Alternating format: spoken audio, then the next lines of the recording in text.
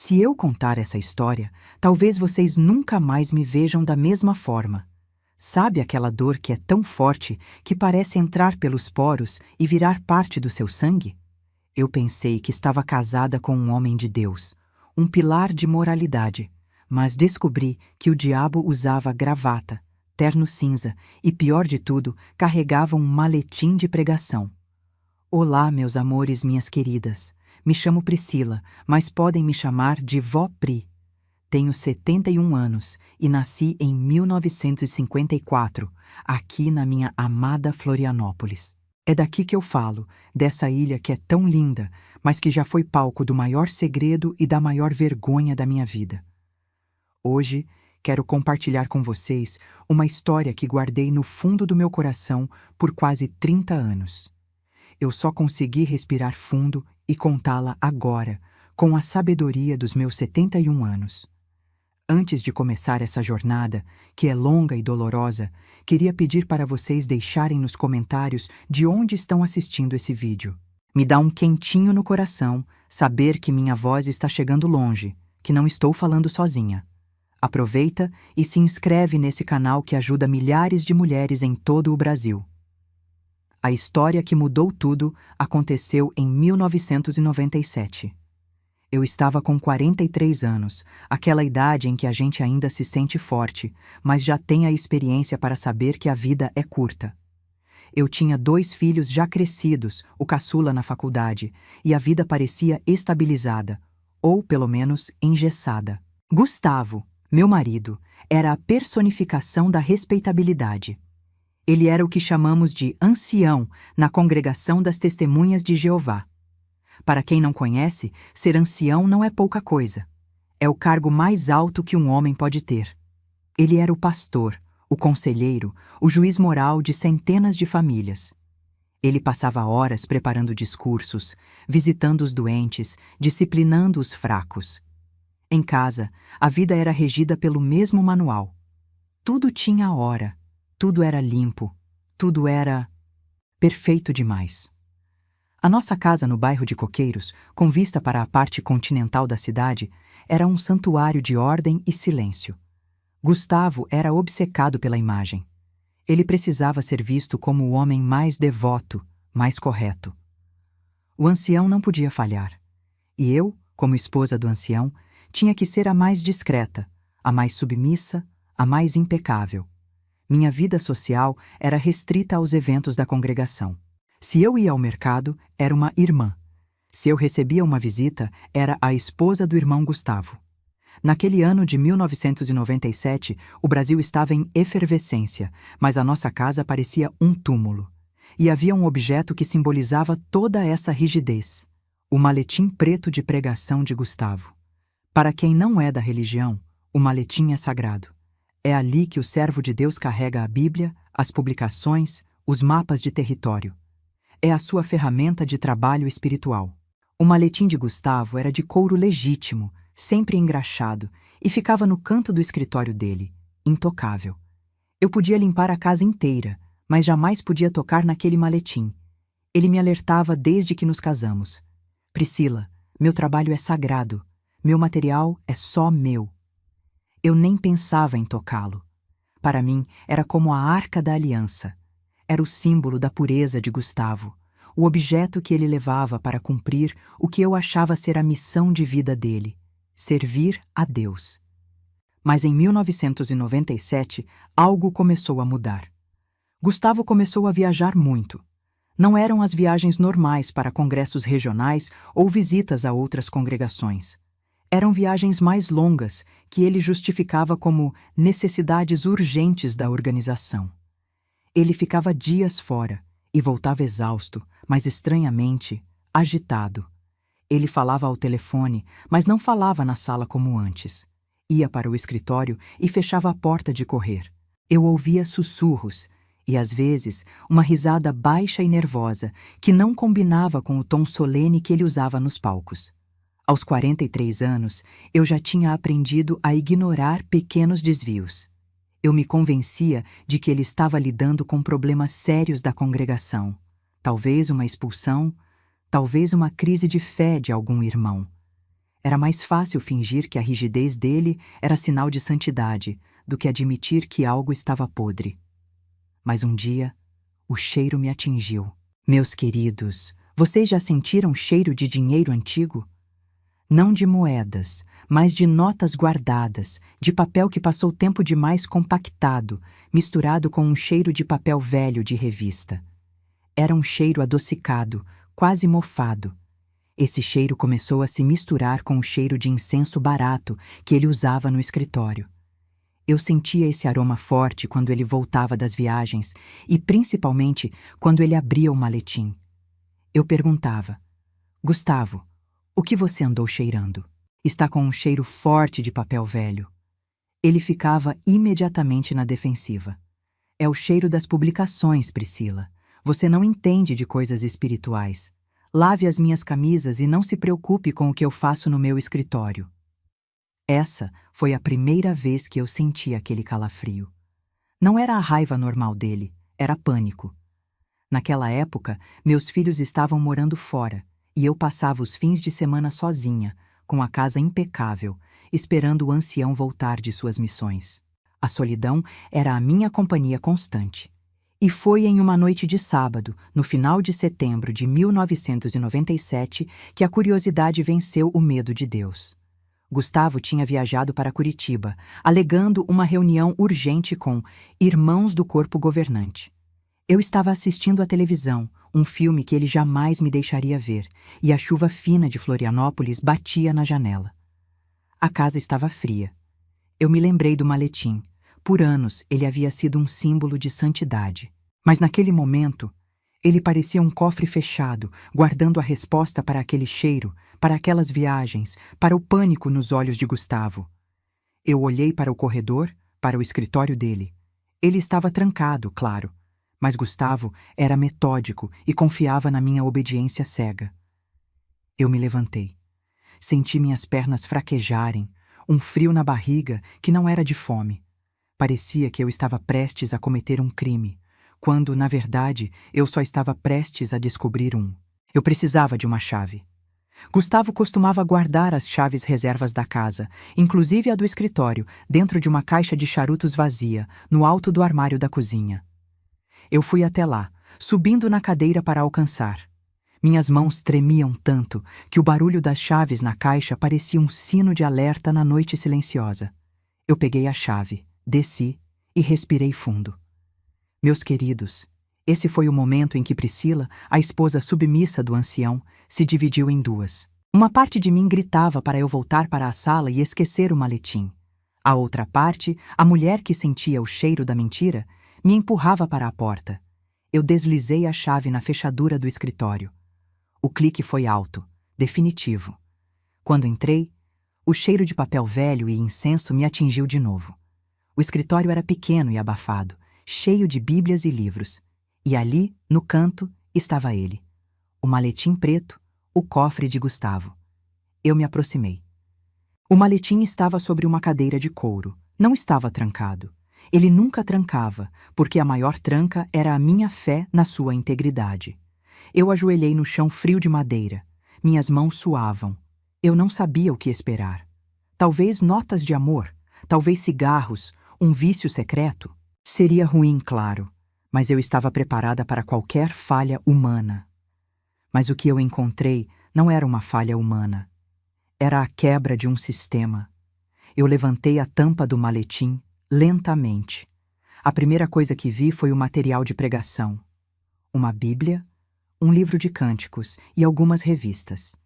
Estava tudo ali, certinho. Mas embaixo da camada de publicações havia uma segunda camada, escondida por um forro de feltro. Eu puxei o feltro e meu coração parou. Não eram papéis da congregação, não eram cartas de amor, era dinheiro. Não eram notas novas, eram pacotes de cédulas de real, de 50 e 100 reais, todas emboloradas, amarradas com elásticos velhos.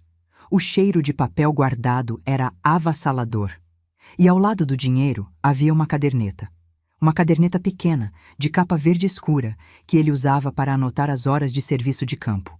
Mas o que estava escrito dentro não tinha nada a ver com o serviço a Deus. Era uma contabilidade fria, profissional, com nomes, valores e a palavra comissão, escrita em letras garrafais. Eu li alguns nomes. Eram nomes de construtores, de políticos de Florianópolis e de empresários que faziam doações enormes para a congregação. Mas não parecia uma lista de doações. Parecia uma lista de pagamentos. Eu, a esposa do ancião, estava ali, em 1997, ajoelhada em um quarto fedorento, olhando para o maletim de pregação do meu marido. Ele não estava viajando para salvar almas. Ele estava viajando para movimentar dinheiro. Dinheiro sujo. Eu senti que o ar me faltava. O ancião, o homem que me ensinou sobre a integridade de Jeová, estava usando o púlpito, a sua imagem, a sua fé, para se afundar na corrupção. O maletim não era a arca da aliança. Era o cofre de propina. Meus queridos que estão me acompanhando até aqui, vocês já percebem onde essa história vai chegar? Às vezes, os sinais estão todos lá, mas não conseguimos enxergar, não é mesmo? Aquele cheiro de papel velho era o cheiro do dinheiro que estava destruindo meu casamento e a vida de Gustavo. Se esse vídeo está te tocando, deixe seu like para me incentivar a continuar compartilhando essas memórias tão difíceis. Eu precisava de provas. Eu precisava saber o tamanho da podridão que se escondia sob o terno e a gravata. Minhas mãos, que ainda tremiam, pegaram a caderneta verde. Eu folheei as páginas e a cada nome, a cada data, a minha fé se despedaçava. Havia uma anotação específica, de próprio punho de Gustavo, que me fez vomitar de nojo. Não de nojo do dinheiro, mas de nojo da hipocrisia. Na página onde ele anotava as horas de serviço do mês de agosto, ele tinha escrito 30 reais pregação, 45 raros conselho, 85 mil reais, Projeto Leste. Quase 100 mil reais em 1997. Isso era uma fortuna que ele estava movimentando sob o disfarce da religião. A minha primeira reação foi negar. Não, não pode ser. Ele é o ancião. Deve ser dinheiro da congregação que ele está guardando. Mas por que esconder? E por que a palavra comissão? Eu comecei a procurar por um telefone. Naquela época não tínhamos celulares fáceis. Eu precisava ligar para alguém, para a única pessoa que eu confiava cegamente. Mas antes que eu pudesse fechar o maletim e sair do escritório, eu ouvi um som. Não era a chuva. Era o som da chave na porta da frente. Gustavo havia voltado. Ele tinha dito que passaria o fim de semana inteiro fora, em Curitiba. Mas ele estava ali, na porta. O terror me congelou no chão. Eu estava ajoelhada, com o maletim aberto, o dinheiro exposto e a caderneta verde na mão. O peso da porta se abrindo, o barulho das suas botas no assoalho da sala. Eu não podia gritar. Eu não podia me mover. Eu só conseguia ouvir a voz dele, alta e irritada, chamando o meu nome. Priscila! Por que o escritório está aberto? Priscila, você está aí? Eu tentei fechar o maletim, mas o peso dos maços de dinheiro impediu. Naquele momento, eu soube. Eu tinha cavado a minha própria cova. O ancião não podia permitir que o seu segredo fosse revelado. E ele estava a poucos passos do escritório. Eu me levantei, tropeçando no forro de feltro. Eu precisava pensar rápido. O que fazer com o maletim, com o dinheiro? A voz dele estava mais perto. Priscila, é melhor você ter uma boa explicação. Eu olhei para o dinheiro, olhei para a porta e tomei a decisão mais arriscada da minha vida. Eu não ia esconder o maletim. Eu ia usá-lo. Se gostou da minha história até aqui, por favor deixa seu like e se inscreve no canal. Mostra que minha história não foi contada em vão. No próximo trecho, vou contar o que fiz com a caderneta e como consegui escapar do ancião, que naquele momento não era mais o meu marido, mas sim meu carcereiro. E não se esqueça de entrar no nosso grupo do WhatsApp. O link está na descrição do vídeo. Lá mandamos todos os dias histórias reais de outras vovós que, como eu, superaram a traição e a hipocrisia. Eu te espero no próximo trecho. A chave girou no tambor da porta da frente. Um som que, para mim, foi a guilhotina caindo. Eu estava ajoelhada e o escritório estava inundado por aquele cheiro forte de dinheiro sujo e embolorado. O tempo pareceu derreter. Eu só tinha segundos e o terror me paralisava. Priscila, onde você está? Que bagunça é essa na sala? A voz de Gustavo era grave, carregada de irritação por ter tido que voltar mais cedo e encontrar a casa fora da sua ordem monástica. Eu olhei para a caderneta verde na minha mão. Era o meu único seguro de vida. O dinheiro era volumoso demais, barulhento demais. Com um movimento que veio da pura adrenalina, eu dobrei a caderneta e a enfiei no cós da minha calça de pijama, por baixo do roupão. O maletim continuava aberto sobre a cadeira. Eu me levantei, tropeçando no forro de feltro que escondia a propina. Eu mal tinha me virado para a porta do escritório quando ele apareceu no batente. Gustavo, o ancião da congregação, estava ali. O rosto ainda trazia o cansaço da viagem, mas o choque apagou qualquer sinal de sono. Ele parou, olhando primeiro para mim, imóvel, no meio do escritório. Depois, seus olhos desceram para a cadeira e para o maletim aberto. O silêncio que se seguiu não durou mais que 3 segundos, mas me pareceu uma eternidade. Era o silêncio da verdade nua, sem o terno cinza da moralidade. Ele não gritou imediatamente. Ele sussurrou. E foi muito pior. O que você fez, Priscila? A voz dele era tão baixa, tão controlada, que o som da chuva batendo na janela parecia um trovão. Ele deu um passo lento para dentro, e eu senti que ele não estava mais vendo a esposa, mas sim uma ameaça que precisava ser neutralizada. O que eu fiz, Gustavo? O que você fez? Minha voz saiu um pouco mais aguda do que eu queria, mas eu não podia recuar. Eu tinha a caderneta na cintura. Se ele me pegasse em pânico, eu estava perdida. Ele olhou para a pilha de cédulas emboloradas. O rosto dele, geralmente tão pálido, ficou vermelho. Isso não é da sua conta. Eu te proibi de entrar aqui. Eu te avisei. Ele estava se aproximando do maletim, como se fosse um bicho ferido protegendo sua ninhada. Eu senti o cheiro, Gustavo. Eu senti o cheiro de mentira na minha casa, o cheiro de dinheiro sujo. Eu apontei para a cadeira. Isso é necessidade urgente da organização? O corpo governante agora aceita propina de construtores em projetos públicos? A palavra propina fez a máscara dele rachar. Cale a boca! Você não sabe o que está dizendo. Ele avançou para mim, mas parou antes de me tocar. Ele sabia que, se me agredisse, estaria confirmando tudo. Mas o pânico era maior que o autocontrole. Ele tentou fechar o maletim. Não toque nisso, eu disse, mais firme do que jamais tinha falado em 20 anos de casamento. Não feche. Eu vi a caderneta verde. Eu vi os nomes. Eu vi Comissão e Projeto Leste. Eu sei o que você está fazendo com o seu serviço de campo. O ancião se transformou em um animal. Ele não se importou mais com o dinheiro ou com o terno. Ele só se importou com a caderneta, a prova de que ele havia usado a fé, a confiança das famílias da congregação para lavar dinheiro e negociar subornos. Ele me empurrou para o lado, forte o suficiente para me desequilibrar. Eu bati a mão na escrivaninha. Onde está? Ele rosnou, procurando a caderneta sobre a pilha de bíblias. Onde você colocou a caderneta?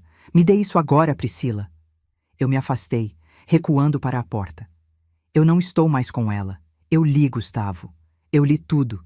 E se você der mais um passo, eu ligo para a polícia e conto quem é o ancião que está usando a congregação como fachada para os negócios sujos dos seus amigos políticos. A ameaça da polícia o atingiu mais fundo do que qualquer ofensa espiritual. Você não faria isso. Você é testemunha de Jeová.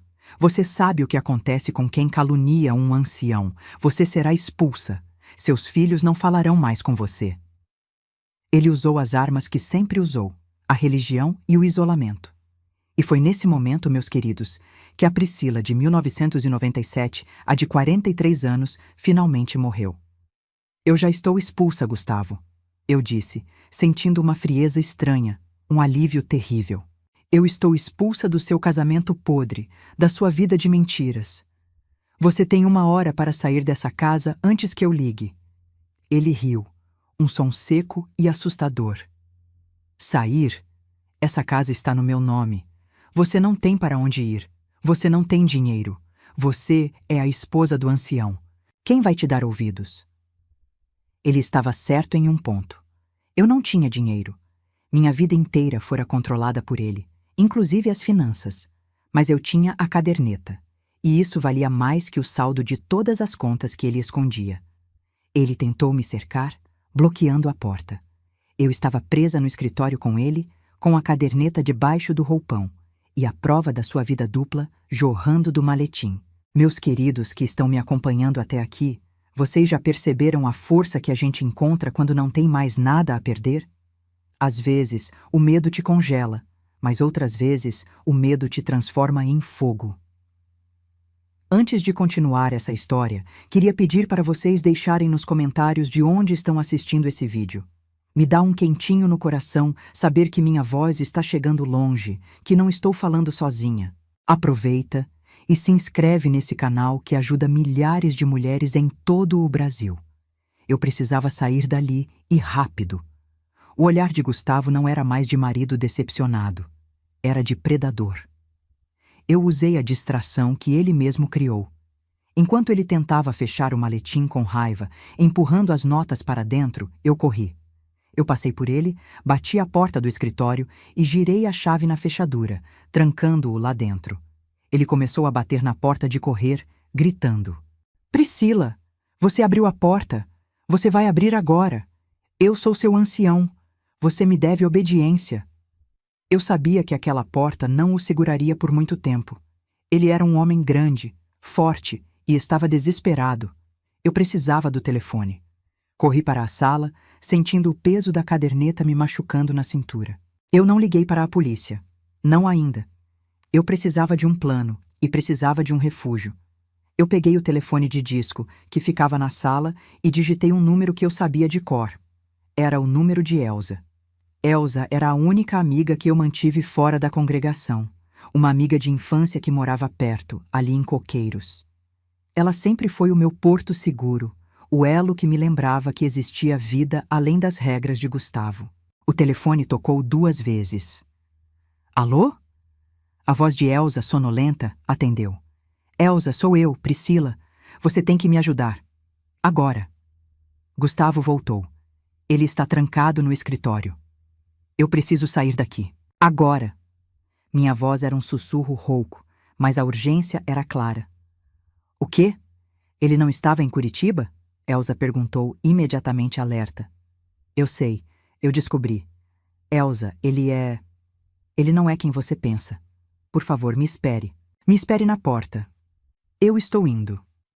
Eu desliguei o telefone. O som dos socos de Gustavo na porta de correr do escritório eram ensurdecedores. Ele estava furioso, agindo com uma selvageria que ele escondia atrás da sua postura imaculada. Eu peguei a primeira coisa que vi: um casaco grosso e as chaves do nosso carro.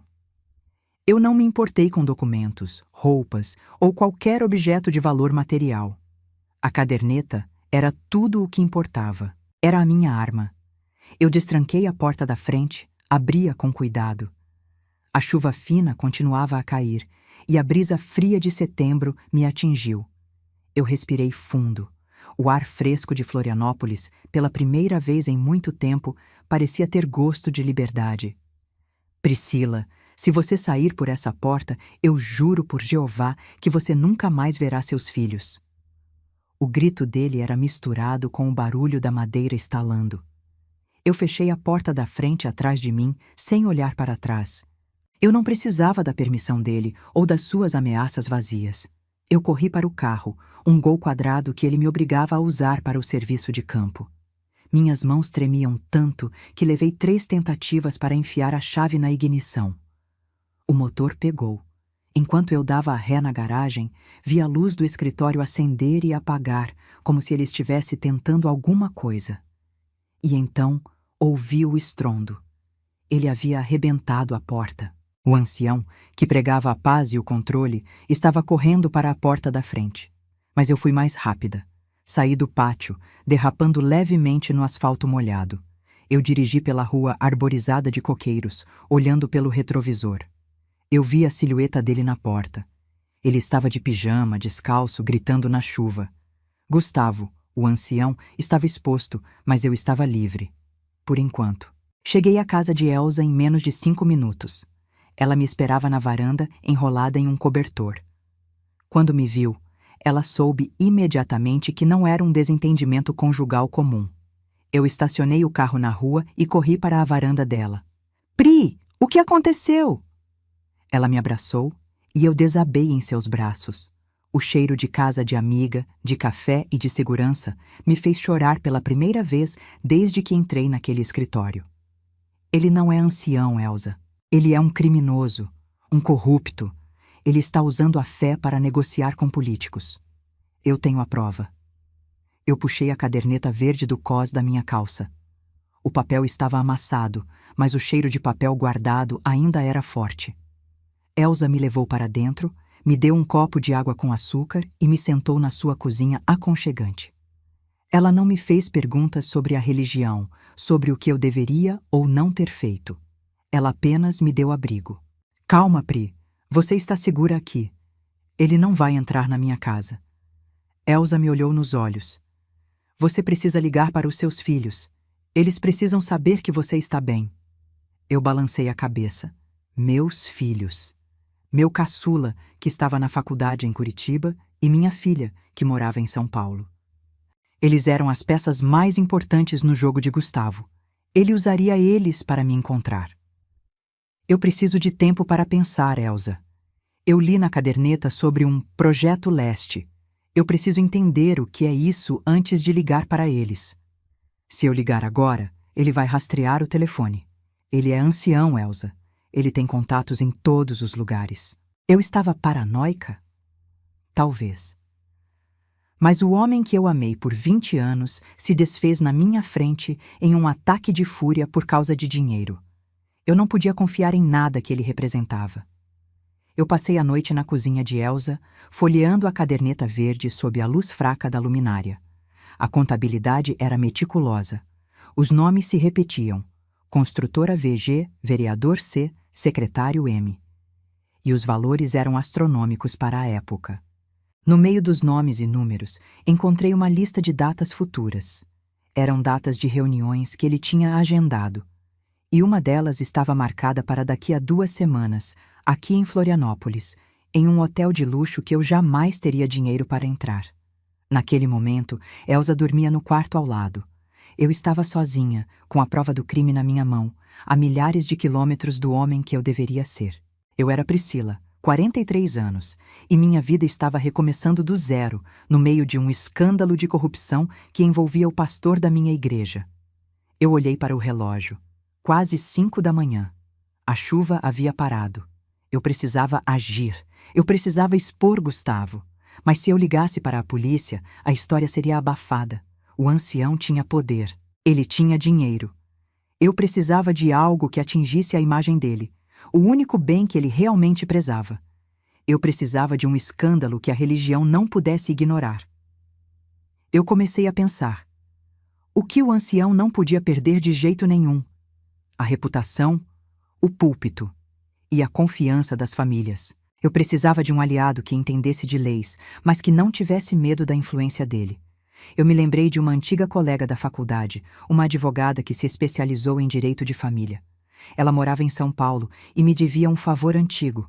Eu não ligaria para os meus filhos, eu ligaria para a advogada. É difícil até hoje reviver esses momentos, meus amores. Às vezes, me pergunto como consegui suportar tanto. Mas a raiva de ter sido feita de boba por décadas me deu a força que eu precisava. Vocês que estão me acompanhando até aqui, o que acham que eu deveria ter feito? Me conta lá nos comentários. Eu peguei o telefone de Elsa. O sol estava começando a nascer sobre o continente, iluminando o horizonte de Florianópolis. Liguei para São Paulo. O telefone tocou por um longo tempo, até que uma voz feminina e firme atendeu. Alô, Márcia. É a Priscila. Desculpe ligar a essa hora, mas eu preciso do seu conselho jurídico. E eu preciso que você me escute. O ancião, o Gustavo, ele está metido em algo muito grande. Eu tenho as provas. Eu contei tudo a ela, em voz baixa, apressada, com o medo de que Gustavo estivesse me ouvindo de alguma forma. Falei sobre o maletim, o dinheiro, a caderneta, os nomes de políticos e a palavra comissão. Márcia me ouviu em silêncio por 10 minutos. Quando eu terminei, ela perguntou: "Você tem certeza de que ele não te seguiu, Priscila? Ele pode tentar te descredibilizar, alegar insanidade ou roubo. Você pegou a caderneta." "Eu peguei. É a minha única arma. E eu estou na casa de uma amiga. Ele não sabe onde eu estou." "O que eu faço agora, Márcia?" Ela suspirou do outro lado da linha. "Se isso for verdade, e se envolver esses nomes que você citou, não é só um caso de traição. É crime organizado. Você não pode simplesmente ir à polícia. Ele vai abafar tudo com a influência da congregação e dos políticos. Nós precisamos de um divórcio, claro, mas precisamos expor a corrupção de uma forma que ele não consiga calar." "Como?" "Você disse que ele tem uma reunião marcada em 2 semanas, no centro de Florianópolis, certo? Você tem o local e a data?" Eu folheei a caderneta novamente. "Sim, dia 15 de outubro, Hotel Majestic." Márcia ficou em silêncio por um momento. Eu podia ouvir o barulho de papéis sendo remexidos no escritório dela, a milhares de quilômetros de distância. "Priscila, você vai fazer o seguinte. Você vai pegar um ônibus para São Paulo hoje. Você não vai falar com ninguém. Deixe o carro na rodoviária. Eu vou te encontrar. Você não vai ligar para os seus filhos. Não ainda. Deixe que ele pense que você fugiu com o dinheiro. Isso vai forçá-lo a agir." "Fugir? Mas eu não fugi com o dinheiro, só com a prova." "Ele não sabe disso. Ele só sabe que o maletim estava aberto e que a caderneta sumiu. Ele vai entrar em pânico e vai mobilizar todos os contatos dele para te achar. E é isso que nós queremos. Queremos que ele se exponha ainda mais, cometendo erros." A ideia de usar o pânico dele contra ele me pareceu brilhante, mas me causou arrepios. "E o que faremos em São Paulo?" "Nós vamos nos preparar para a reunião do dia 15 de outubro. Você não pode ir sozinha. Nós vamos criar um plano para que, quando o ancião for se encontrar com seus parceiros de negócio, ele não encontre só eles. Ele vai encontrar a imprensa. E a verdade." Eu desliguei o telefone com a sensação de ter assinado um pacto com o diabo, mas era um diabo que estava do meu lado. Eu tinha que confiar em Márcia e principalmente em mim mesma. Olhei para a caderneta mais uma vez. Lá dentro, entre a lista de propinas, havia um nome que eu não tinha notado antes. Um nome que me fez tremer por outro motivo. Um motivo ainda mais pessoal. O nome do meu filho mais velho. Ele estava ligado ao Projeto Leste. Eu não tinha apenas descoberto a corrupção do ancião. Eu tinha descoberto que meu filho poderia estar envolvido na sujeira do pai. A luta para salvar a minha vida havia se tornado a luta para salvar a minha família, e eu percebi que o ancião não tinha usado só o púlpito. Ele tinha usado os próprios filhos. Meu Deus, eu não sabia o que fazer. Eu estava indo para São Paulo para destruir meu marido, e agora eu podia estar levando meu filho junto para o abismo. Eu levantei da cadeira de Elsa, determinada. Eu tinha que ter certeza. E só havia um jeito de descobrir a verdade sobre o envolvimento do meu filho. Eu precisava ir a Curitiba. Eu tinha 2 semanas até a reunião no Majestic. E eu usaria cada segundo para desmantelar a vida dupla de Gustavo, e, se fosse o caso, salvar meu filho do inferno que o pai criou. Eu não podia contar com a justiça dos homens. Tinha que fazer a minha própria justiça. Era 1997, e a esposa do ancião estava finalmente em fuga, armada com uma caderneta verde. Meus amores, o que aconteceu depois foi um inferno ainda pior, porque eu tive que escolher entre a minha segurança e a segurança do meu filho. E quem é mãe sabe que essa escolha nem sempre é fácil. A luta para salvar a minha vida havia se tornado a luta para salvar a minha família. E quem é mãe sabe que essa escolha nem sempre é fácil. Aquele nome, o nome do meu filho na caderneta, era o prego no meu caixão e o meu único motivo para levantar. Eu acordei Elsa assim que o sol bateu na janela da cozinha. Ela me viu com a caderneta na mão, o rosto lavado, mas os olhos cheios de uma resolução que eu não tinha há anos. "Elsa, o plano mudou. Eu não posso ir direto para São Paulo. Eu preciso ir a Curitiba primeiro. Elsa, que sempre foi prática, não questionou. Ela apenas me encarou, vendo o pavor e o amor misturados na minha expressão. Ele está lá, certo? Seu filho. E você acha que ele está envolvido na sujeira do pai? Eu apenas assenti. Na caderneta tem o nome dele e um valor. Eu não sei se ele é cúmplice, se está sendo chantageado ou se é só um mensageiro inocente. Mas eu preciso saber. Eu preciso tirar ele dessa lama antes de detonar Gustavo. Elsa me deu um abraço apertado. Você tem razão. Ele vai usar os filhos contra você. Mas você precisa ter cuidado, Pri. Se você aparecer em Curitiba, ele pode ter alguém te vigiando. Nós concordamos rapidamente com a estratégia de Márcia. Eu deixaria o Gol quadrado em um estacionamento movimentado perto da rodoviária de Florianópolis. Isso daria a Gustavo a impressão de que eu havia fugido às pressas, talvez de trem ou avião, levando o suposto dinheiro que ele achava que estava no maletim. Ele desperdiçaria tempo me procurando em aeroportos e estradas, enquanto eu faria um desvio. Elsa me emprestou uns trocados. Ela sabia que Gustavo controlava cada centavo nosso, até mesmo o dinheiro do dízimo que ele desviava. O pouco que eu tinha na carteira mal daria para a passagem de ônibus. Naquela manhã de setembro de 1997, eu me senti uma espiã de filme barato, mas a verdade era mais terrível que qualquer ficção. Eu era uma mãe desesperada. Deixei o carro conforme o combinado. Olhei para trás uma última vez. Aquele Gol, símbolo da minha obediência forçada por anos, agora era apenas uma isca. Eu peguei um ônibus noturno para Curitiba. A viagem foi longa e fria. Tentei dormir, mas a caderneta de Gustavo queimava no meu colo e as imagens dos socos dele na porta se repetiam na minha mente. Eu tinha pouco tempo. A reunião no Majestic era dia 15. Eu precisava ir e voltar de Curitiba em 2 dias, no máximo, e seguir para São Paulo para me encontrar com Márcia e traçar o plano final. Cheguei a Curitiba no meio da manhã. A cidade, sempre cinzenta e fria, parecia ainda mais opressiva. Eu estava a quilômetros de qualquer lugar seguro, com a prova de um crime federal na minha bolsa e o medo de encontrar o meu filho. Eu me dirigi diretamente ao campus da Universidade Federal, onde ele estudava economia. Eu não podia ligar para ele. Eu precisava observá-lo sem ser vista.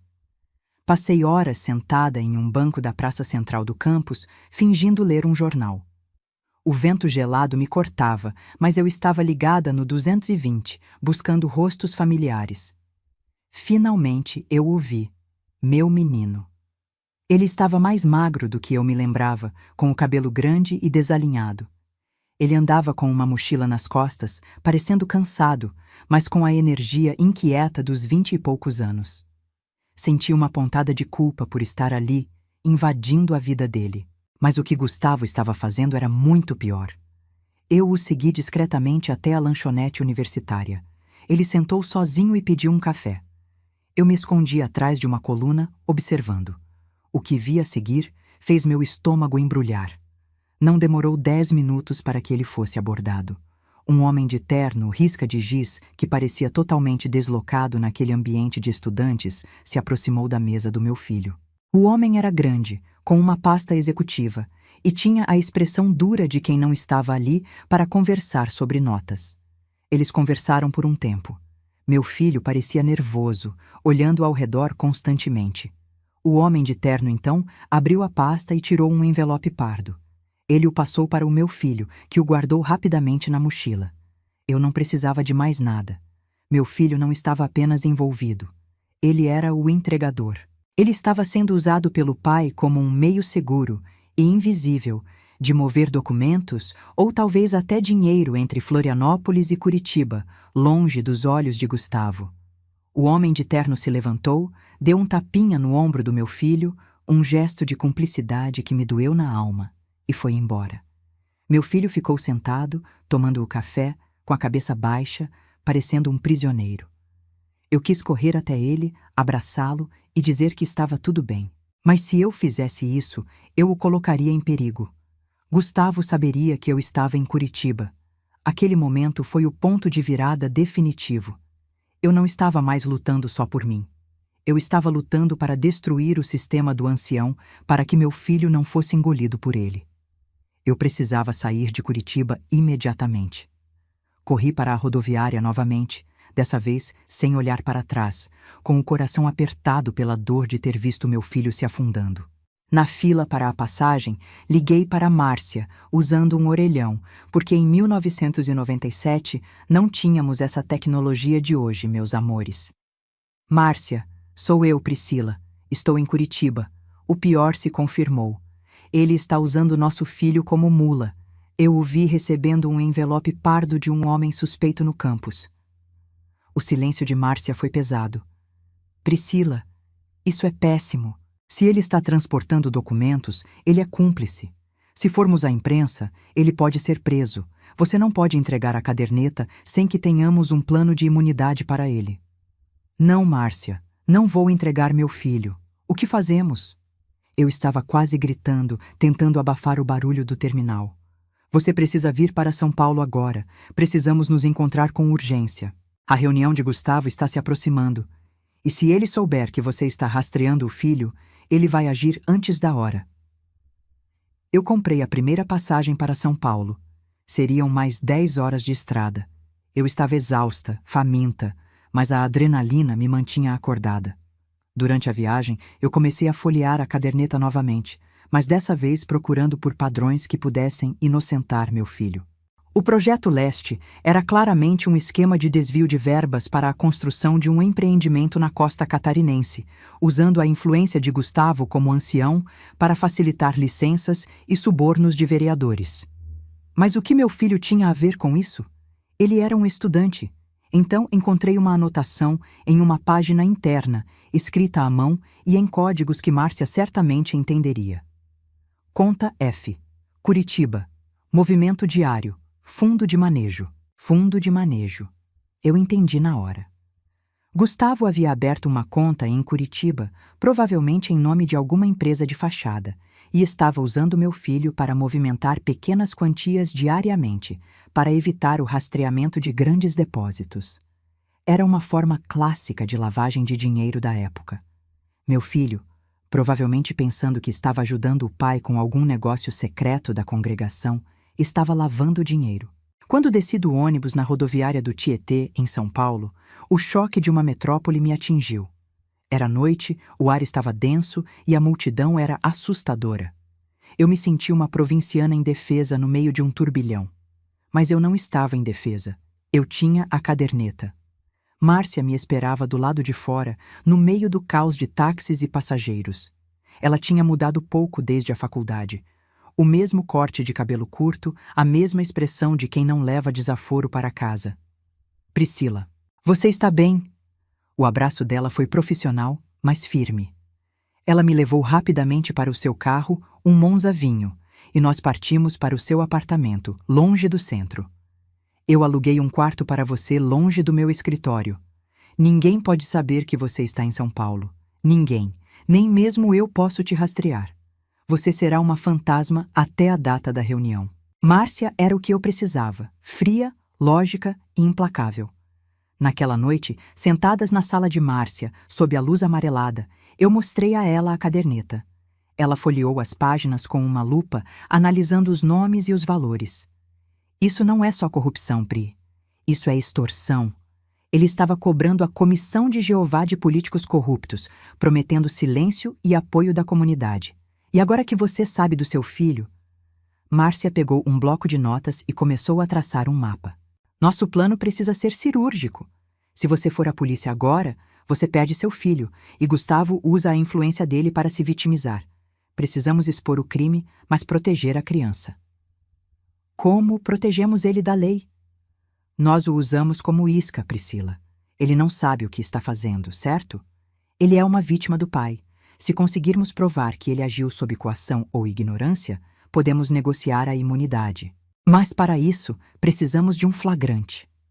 O plano que Márcia desenhou era arriscado, beirando a loucura, mas era o único jeito de salvar meu filho e destruir o ancião ao mesmo tempo. A ideia era eu voltar para Florianópolis, me infiltrar na reunião do Hotel Majestic no dia 15 de outubro, e fazer a revelação no momento exato em que Gustavo estivesse assinando algum tipo de acordo ilegal. Márcia chamaria a imprensa de São Paulo, garantindo que o escândalo fosse grande demais para ser abafado pela influência local. Mas a parte mais perigosa envolvia Curitiba. Priscila, você vai ter que ligar para seu filho. Você precisa alertá-lo, mas sem dar a entender que você tem a caderneta. Você precisa fazê-lo cometer um erro que o tire da jogada antes do dia 15. A ideia de usar meu filho me nauseou. O que eu digo a ele? Diga que seu pai está com problemas sérios de saúde, que precisa voltar imediatamente. Peça para ele trazer aqueles documentos que ele está guardando para o pai com ele, para que o pai possa se organizar. Se ele trouxer os documentos, ele não estará mais em Curitiba para fazer as movimentações diárias, e teremos a prova que Márcia precisa para negociar a imunidade dele. Eu me agarrei a essa ideia. Mentir para meu filho para salvá-lo. Eu liguei para ele na manhã seguinte, usando o telefone fixo de Márcia. Meu coração batia tão forte que pensei que ele ouviria. Oi, mãe, onde você está? O pai está louco, ligando para todos os anciãos, dizendo que você sumiu com o dinheiro da congregação. A frieza com que ele falava sobre o dinheiro da congregação me mostrou o quão fundo ele estava no buraco. Meu filho, não importa o que seu pai diga, ele está muito doente. Você precisa vir para casa agora. Eu estou aqui em São Paulo, na casa de uma tia que você não conhece. Seu pai precisa de você, querido, e ele me pediu para avisar que é urgente que você traga os documentos do Projeto Leste que você está guardando para ele. Sem falta. Eu ouvi a respiração dele pesada do outro lado da linha. Os documentos? Mas, mãe, o pai não me disse para levar isso para Floripa. Ele está confuso, meu amor. A febre está alta. Por favor, venha. Eu te explico quando chegar. Ele hesitou por um segundo, mas a palavra doença e o apelo materno funcionaram. Tudo bem, mãe. Eu pego um ônibus hoje à noite, mas eu não sei onde você está para te entregar. Deixe os documentos na casa de Elsa. Ela sabe o que fazer. Não conte nada para seu pai. Ele está muito fragilizado. É um segredo nosso. Eu desliguei, sentindo a culpa me corroer, mas a esperança de que ele estaria seguro me dava força. Agora, eu tinha menos de 10 dias. Eu estava em São Paulo, me preparando para a guerra. Márcia começou a me treinar. Como me vestir, nada de cores chamativas, nada de roupas que me fizessem parecer a esposa de ancião. Como agir no Majestic, eu teria que passar por hóspede, e como me proteger. Ela conseguiu um gravador minúsculo para mim. Um gravador de voz que era novidade na época, que eu deveria esconder no meu sutiã no dia da reunião. Você precisa gravar a confissão dele, Priscila. É a única forma de garantir que o tribunal e a imprensa não digam que é apenas uma briga de divórcio. O medo me consumia, mas a raiva de ter sido feita de boba por décadas me deu a força que eu precisava. Eu não estava mais fugindo. Eu estava caçando. E o ancião da minha igreja, meu marido, estava prestes a descobrir que a ovelha mais quieta do seu rebanho havia se transformado em uma loba faminta. A próxima parada era o Majestic, em Florianópolis. E eu não iria sozinha. Eu iria com a verdade, escondida no meu peito, esperando o momento exato para explodir. E se eu contar o que aconteceu naquele hotel, vocês vão ver que a coragem às vezes vem disfarçada de desespero, meus queridos. Se eu contar o que aconteceu naquele hotel, vocês vão ver que a coragem às vezes vem disfarçada de desespero, meus queridos. E a minha coragem estava embrulhada no medo de perder meu filho para a lama do pai. Márcia me manteve em São Paulo por exatos 7 dias. 7 dias de treinamento intenso que pareciam meses. Ela não era só minha advogada, ela era meu sargento. Você não pode olhar para ele, Priscila. Você não pode fraquejar. O momento em que ele te ver, ele vai usar o seu medo. Ele sabe onde te atacar. Nós passamos horas ensaiando a cena, o meu retorno triunfal ou o meu último suspiro de coragem, dependendo de como as coisas corressem. Márcia me ensinou a falar com a voz firme, a não tremer as mãos, a manter a postura de quem estava no controle, mesmo que por dentro eu fosse só uma pilha de nervos. O treinamento mais crucial era com o gravador. Em 1997, esses gravadores minúsculos eram a última palavra em tecnologia e custavam uma fortuna. Márcia havia conseguido um emprestado com um colega. Era uma pecinha de metal, do tamanho de um isqueiro, que eu deveria prender no sutiã. Você tem que ligar o gravador antes de entrar na sala, Pri, e você só tem 40 minutos de fita. Você precisa conseguir a confissão em áudio, ou pelo menos a assinatura dele no acordo. Se ele assinar, temos a prova do crime federal. Se ele confessar, temos o ancião desmascarado. Eu me olhava no espelho do quarto de Márcia, vestida com um tailleur discreto que ela me havia emprestado. Eu parecia uma executiva, e não a dona de casa apagada que Gustavo havia me forçado a ser. Era quase uma fantasia. O peso daquele gravador contra o meu peito era real. Não era apenas tecnologia. Era a minha liberdade e a do meu filho. Os dias se arrastavam. A ansiedade de saber se meu filho havia voltado para Florianópolis, se ele estava seguro, se a minha mentira tinha funcionado, estava me consumindo. Eu só podia ligar para a Elsa uma vez, no dia 13, 2 dias antes da reunião no Majestic. Eu usei um telefone público longe do apartamento de Márcia. Meu coração batia na garganta quando disquei o número.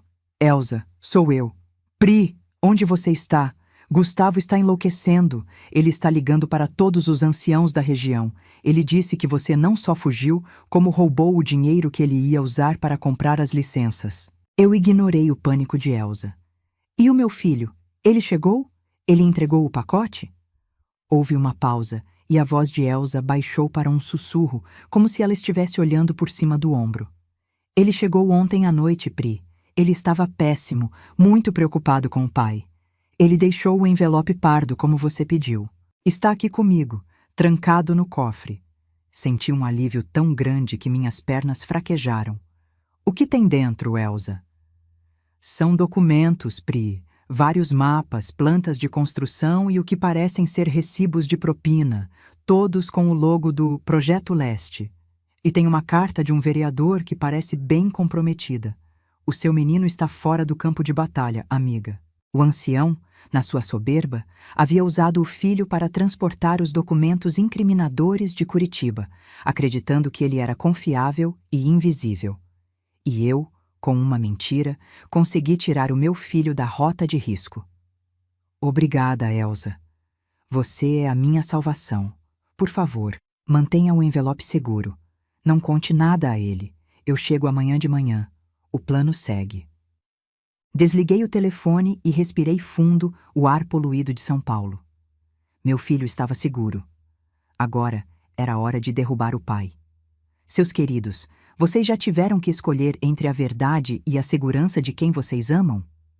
Às vezes, para proteger um inocente, a gente precisa se sujar um pouco, não é? Deixe seu coração nos comentários se essa história está tocando você. Márcia me colocou em um ônibus de volta para Florianópolis na madrugada do dia 14. Eu viajaria a noite toda para estar pronta para a reunião do dia 15. Ela me deu um último abraço no terminal. Você vai se hospedar no Hotel Bela Vista, perto da beira-mar. É discreto e longe da sua antiga casa. Você só tem que aparecer no Majestic na hora H. Nem 1 minuto antes, nem 1 minuto depois. Se algo der errado, ligue para este número da imprensa que te dei. Eu estarei aqui com a documentação do seu filho pronta para negociar a imunidade dele assim que o escândalo estourar. Eu olhei para o cartão. Um número de contato de um grande jornal paulista. Se a história saísse em São Paulo, Gustavo não teria como abafar em Santa Catarina. A viagem de volta foi torturante. Eu estava retornando à minha cidade, mas como uma fugitiva. Olhava pela janela do ônibus, vendo as luzes de Santa Catarina se aproximarem e sentia um nó no estômago. Eu não voltava para casa. Eu voltava para a guerra. Cheguei em Florianópolis na manhã do dia 14, um dia antes do D-Day. A cidade estava ensolarada, com aquele cheiro de maresia misturado com a poeira da construção. Parecia que o mundo estava normal, enquanto a minha vida estava prestes a implodir. O Hotel Bela Vista era simples, mas limpo. Eu me registrei sob um nome falso. Márcia pensou em tudo, e me tranquei no quarto. Eu precisava desse dia de silêncio para me preparar mentalmente. Lembrei-me dos anos de silêncio que Gustavo havia me imposto, as reuniões da congregação onde eu devia ser a esposa modelo, quieta, sorridente, sempre ao lado do ancião respeitado. Ele me havia transformado em uma sombra. Eu peguei a caderneta que estava escondida na costura da minha bolsa.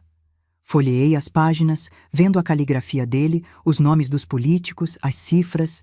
Ali estava a prova de que o homem que pregava a palavra de Deus era um lobo travestido de pastor. Eu estava sentada na beira da cama quando o telefone tocou. Tomei um susto. Quem poderia ser? Eu não tinha dado o número do hotel a ninguém. Com as mãos tremendo, atendi. Alô? A voz do outro lado era de Gustavo. Grave, carregada de fúria contida. Priscila. Eu sei que você está em Florianópolis.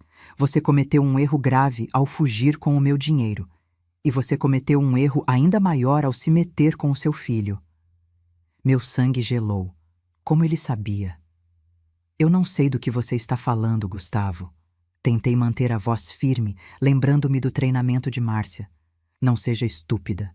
Você ligou para ele, Priscila. Você o convenceu a trazer os documentos para sua amiga Elsa. Você acha que eu sou idiota? Eu sabia que ele estava transportando os documentos, mas eu também sabia que você iria tentar protegê-lo. Ele riu, um som seco e assustador. Eu te subestimei, esposa, mas não se preocupe. Eu cuidei de tudo. Seu filho está a salvo por enquanto. Mas se você não aparecer amanhã no Majestic às 10 da manhã, com a minha maleta e a minha caderneta, eu garanto que o envolvimento dele com o fundo de manejo será a primeira coisa que a polícia e a congregação vão descobrir. Ele estava me chantageando com o nosso próprio filho. Você não faria isso. Ele é seu filho. Ah, mas eu faria. E não se esqueça, Priscila, o mundo acredita no ancião. Você é apenas a esposa descontrolada que abandonou a família. Você tem até às 10 da manhã. Se não aparecer, considere seu filho perdido. E o seu gol quadrado, que você deixou para trás, é o álibi perfeito para o meu divórcio por abandono. Ele desligou. Eu estava paralisada. Gustavo não só havia descoberto meu plano, como havia antecipado meus movimentos. Ele usou a minha única fraqueza, meu amor pelo meu filho, contra mim. Eu desabei no chão do quarto, sentindo o terror me inundar. Eu havia caído na armadilha dele. O ancião era mais perigoso do que eu pensava, mas Márcia havia dito: seja cirúrgica. Eu me levantei, enxugando as lágrimas. Eu tinha a caderneta e eu tinha o gravador. Eu tinha a prova do crime dele, e ele tinha meu filho como refém. O jogo havia mudado, mas a meta era a mesma: expor o ancião. Eu peguei o telefone e liguei para o número da Elsa novamente.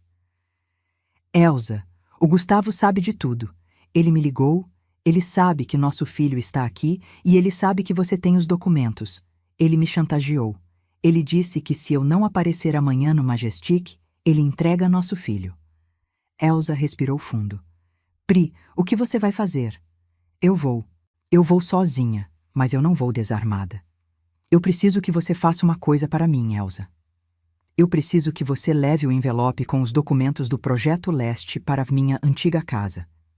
Você vai deixá-lo no armário do Gustavo, no fundo, onde ele guarda as fitas de pregação. Você vai fazer isso de madrugada quando ele estiver dormindo. Priscila, você enlouqueceu?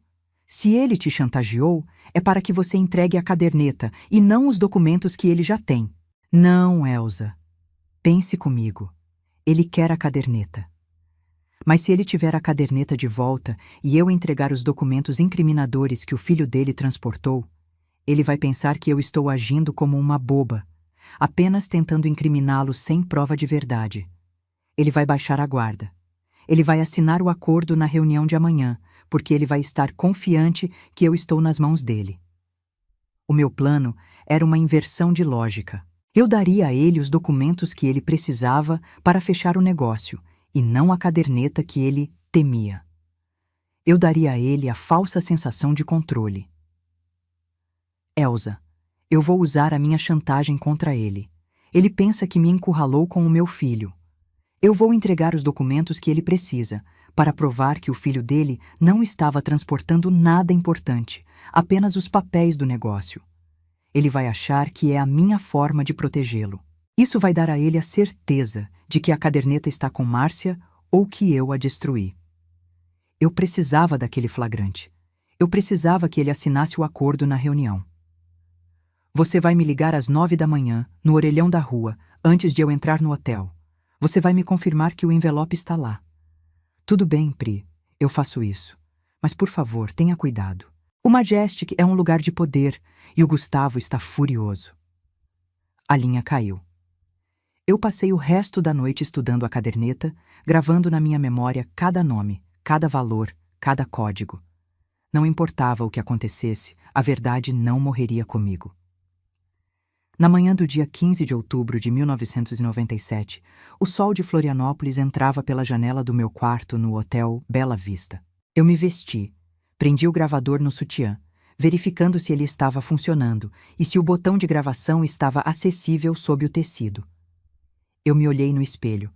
A mulher que me encarava não era mais Priscila, a esposa submissa de Gustavo. Era uma caçadora. Eu tinha pouco tempo. A reunião era às 10 horas. Eu precisava ligar para Elsa, garantir que a armadilha estava pronta e seguir para o Majestic, o palco onde o ancião seria desmascarado. Eu saí do hotel, respirei fundo o ar da manhã e caminhei em direção ao orelhão que Elsa e eu havíamos combinado. Eu não tinha medo da prisão, nem do divórcio. O meu único medo era não ter a força necessária para enfrentar o homem que havia roubado décadas da minha vida e agora tentava roubar o futuro do meu filho. Eu estava prestes a entrar no telefone público quando um carro preto parou ao meu lado na rua. A janela escura desceu lentamente, revelando um rosto que eu não via há mais de 20 anos. Era o homem cujo nome estava escrito na primeira página da caderneta de Gustavo. O nome que meu marido havia riscado e depois reescrito. O nome que o ligava ao primeiro grande desfalque na congregação. Ele me encarou e seus olhos eram frios como gelo. Priscila, Gustavo me mandou te buscar. Ele está com pressa. Meu coração disparou. Eu não podia entrar naquele carro. Não agora. Eu ainda não tinha falado com Elsa. E se eu entrasse, estaria realmente nas mãos de Gustavo, sem ter acionado o detonador final. Eu não vou a lugar nenhum com você. Eu vou caminhando. Eu disse, tentando parecer calma. O homem sorriu e o sorriso não alcançou os olhos. Se você não entrar agora, Priscila, eu ligo para o seu ancião e aviso que você está resistindo. E eu garanto que o seu filho não vai gostar da consequência. Eu olhei para o orelhão, a poucos metros de distância, e para o carro preto que me impedia de chegar até ele. O ancião não havia apenas me chantageado. Ele havia colocado uma sombra para me buscar, garantindo que eu chegasse à reunião no Majestic completamente aterrorizada. Eu estava encurralada, meus queridos. E o pior estava por vir, lá dentro daquele hotel de luxo, onde a fé e a corrupção se davam as mãos. O carro era um Mercedes preto, com bancos de couro que cheiravam a novo e a poder. Eu estava sentada no banco de trás, sendo levada à força para o meu próprio julgamento. O homem ao volante, que eu vagamente reconhecia como sendo um ex-empreiteiro que Gustavo havia ajudado a limpar o nome há anos, não disse uma palavra durante todo o percurso. O silêncio era a pior tortura. Eu olhava para o meu relógio de pulso, um modelo simples que Gustavo havia me dado, e via os minutos correrem em direção às 9h30, o horário limite que eu tinha para falar com Elsa. Você pode parar um minuto? Preciso fazer uma ligação urgente, pedi, a voz soando mais fraca do que eu pretendia. O motorista, que tinha o pescoço grosso e a nuca raspada, apenas balançou a cabeça sem tirar os olhos da estrada. Ordens do ancião, Priscila, sem desvios, sem comunicação.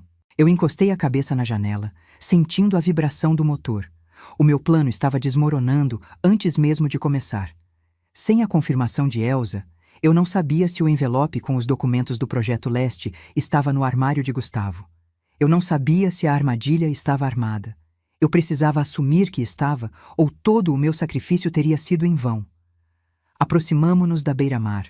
O Majestic Hotel erguia-se, imponente e branco, um símbolo do luxo que Gustavo tanto aspirava e que a sua fé hipócrita nunca permitiria que ele tivesse abertamente. O carro parou na entrada de mármore polido, onde manobristas de luvas brancas se apressavam em abrir a porta. Eu desci do carro, sentindo os olhos dos poucos hóspedes me avaliarem.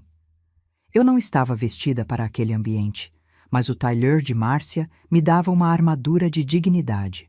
O motorista me conduziu pelo saguão, ignorando a recepção e seguindo diretamente para o elevador privativo. Era um elevador com espelhos e detalhes em dourado que me davam a sensação de estar subindo para a forca. Terceiro andar, suíte executiva, ele murmurou, apertando o botão. O meu coração batia tão forte que eu podia ouvir o tum-tum abafado contra a fita do gravador preso ao meu sutiã. Eu precisava ligá-lo. Agora.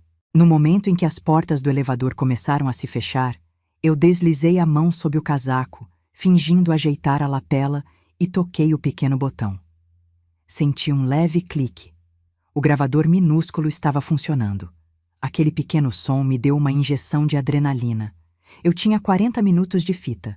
O ancião precisava assinar o acordo ou confessar o crime. O terceiro andar era silencioso, forrado com um carpete grosso que abafava meus passos. O motorista bateu 2 vezes em uma porta maciça de madeira escura e se afastou. A porta se abriu antes que eu pudesse respirar fundo. Gustavo estava parado ali, vestido com um terno impecável, que não era o terno de pregação de domingo, mas sim o de negócios. Ele parecia um executivo cruel e não o ancião humilde que o mundo conhecia. Ao lado dele, um homem baixo e rechonchudo, com um bigode fino e olhos nervosos, me olhava com curiosidade. Eu reconheci o bigode. Era o vereador Mário, envolvido no esquema de propina. A suíte era enorme, com janelas panorâmicas que davam para a Baía Norte. Uma mesa de reunião estava posta no centro, com papéis espalhados e garrafas de água mineral. O ambiente cheirava a charuto e ambição. Gustavo não sorriu. Seu olhar era gelado, de total controle. Entre, Priscila, você está atrasada. E você sabe o que acontece com quem me desobedece. Eu entrei, forçando minhas pernas a não tremerem. Eu vim. Eu não te desobedeci. Ah, não? Resistir à minha escolta, ligar para sua amiga e tentar subverter a minha autoridade. Você realmente se transformou, esposa. Ele fechou a porta com um estrondo silencioso. Eu subestimei sua paixão de proteger o seu filho, devo admitir. O vereador Mário pigarreou, desconfortável com a cena doméstica. Gustavo, podemos começar? O prazo para a transferência das licenças é hoje. O Dr. Osvaldo está a caminho. Calma, Mário. Temos um pequeno assunto de família para resolver antes. Sente-se, Priscila. E me entregue a maleta. Eu me sentei na cadeira que ele indicou, sentindo o peso da caderneta na bolsa. Eu tinha que vender a minha mentira agora. Eu precisava convencê-lo de que eu havia devolvido os documentos do Projeto Leste e não a caderneta. A minha atuação precisava ser digna de um Oscar. Eu não trouxe a maleta, Gustavo, eu disse, mantendo a voz firme e baixa. Eu trouxe o que você precisa. Ele estreitou os olhos. O que eu preciso? Eu preciso da minha caderneta de anotações, Priscila. Onde está o registro dos meus pagamentos? Eu sei que você estava preocupado com os documentos do Projeto Leste. Eu continuei, ignorando o pânico que ele estava tentando implantar. Aqueles que o nosso filho transportou de Curitiba. Eu fiz o que você me pediu. Eu tirei o envelope da Elsa e o entreguei. Eu observei a reação dele. Ele piscou, confuso por um segundo. A informação ainda não havia se encaixado. Você devolveu os documentos que o Lucas estava carregando? Sim, eu os coloquei no seu armário, no fundo, entre as suas fitas de pregação. Você pode ir buscar agora se quiser. Está tudo lá. Os recibos, os mapas e a carta do vereador Mário. Gustavo sorriu, um sorriso lento e predador que me deu náuseas. Você é patética, Priscila. Você me rouba, foge, tenta me incriminar e, no fim, me devolve os papéis que eu já ia usar hoje, pensando que está me protegendo? Achou que aqueles papéis eram o meu trunfo? Ele se virou para Mário com um ar de triunfo. Viu, Mário? Eu disse que ela era previsível. Ela pensou que tinha me encurralado, mas estava apenas fazendo a faxina para mim. Se essa fosse a minha prova, eu estaria preocupado. Mas eu já tinha cópias de tudo. Não era isso que eu temia.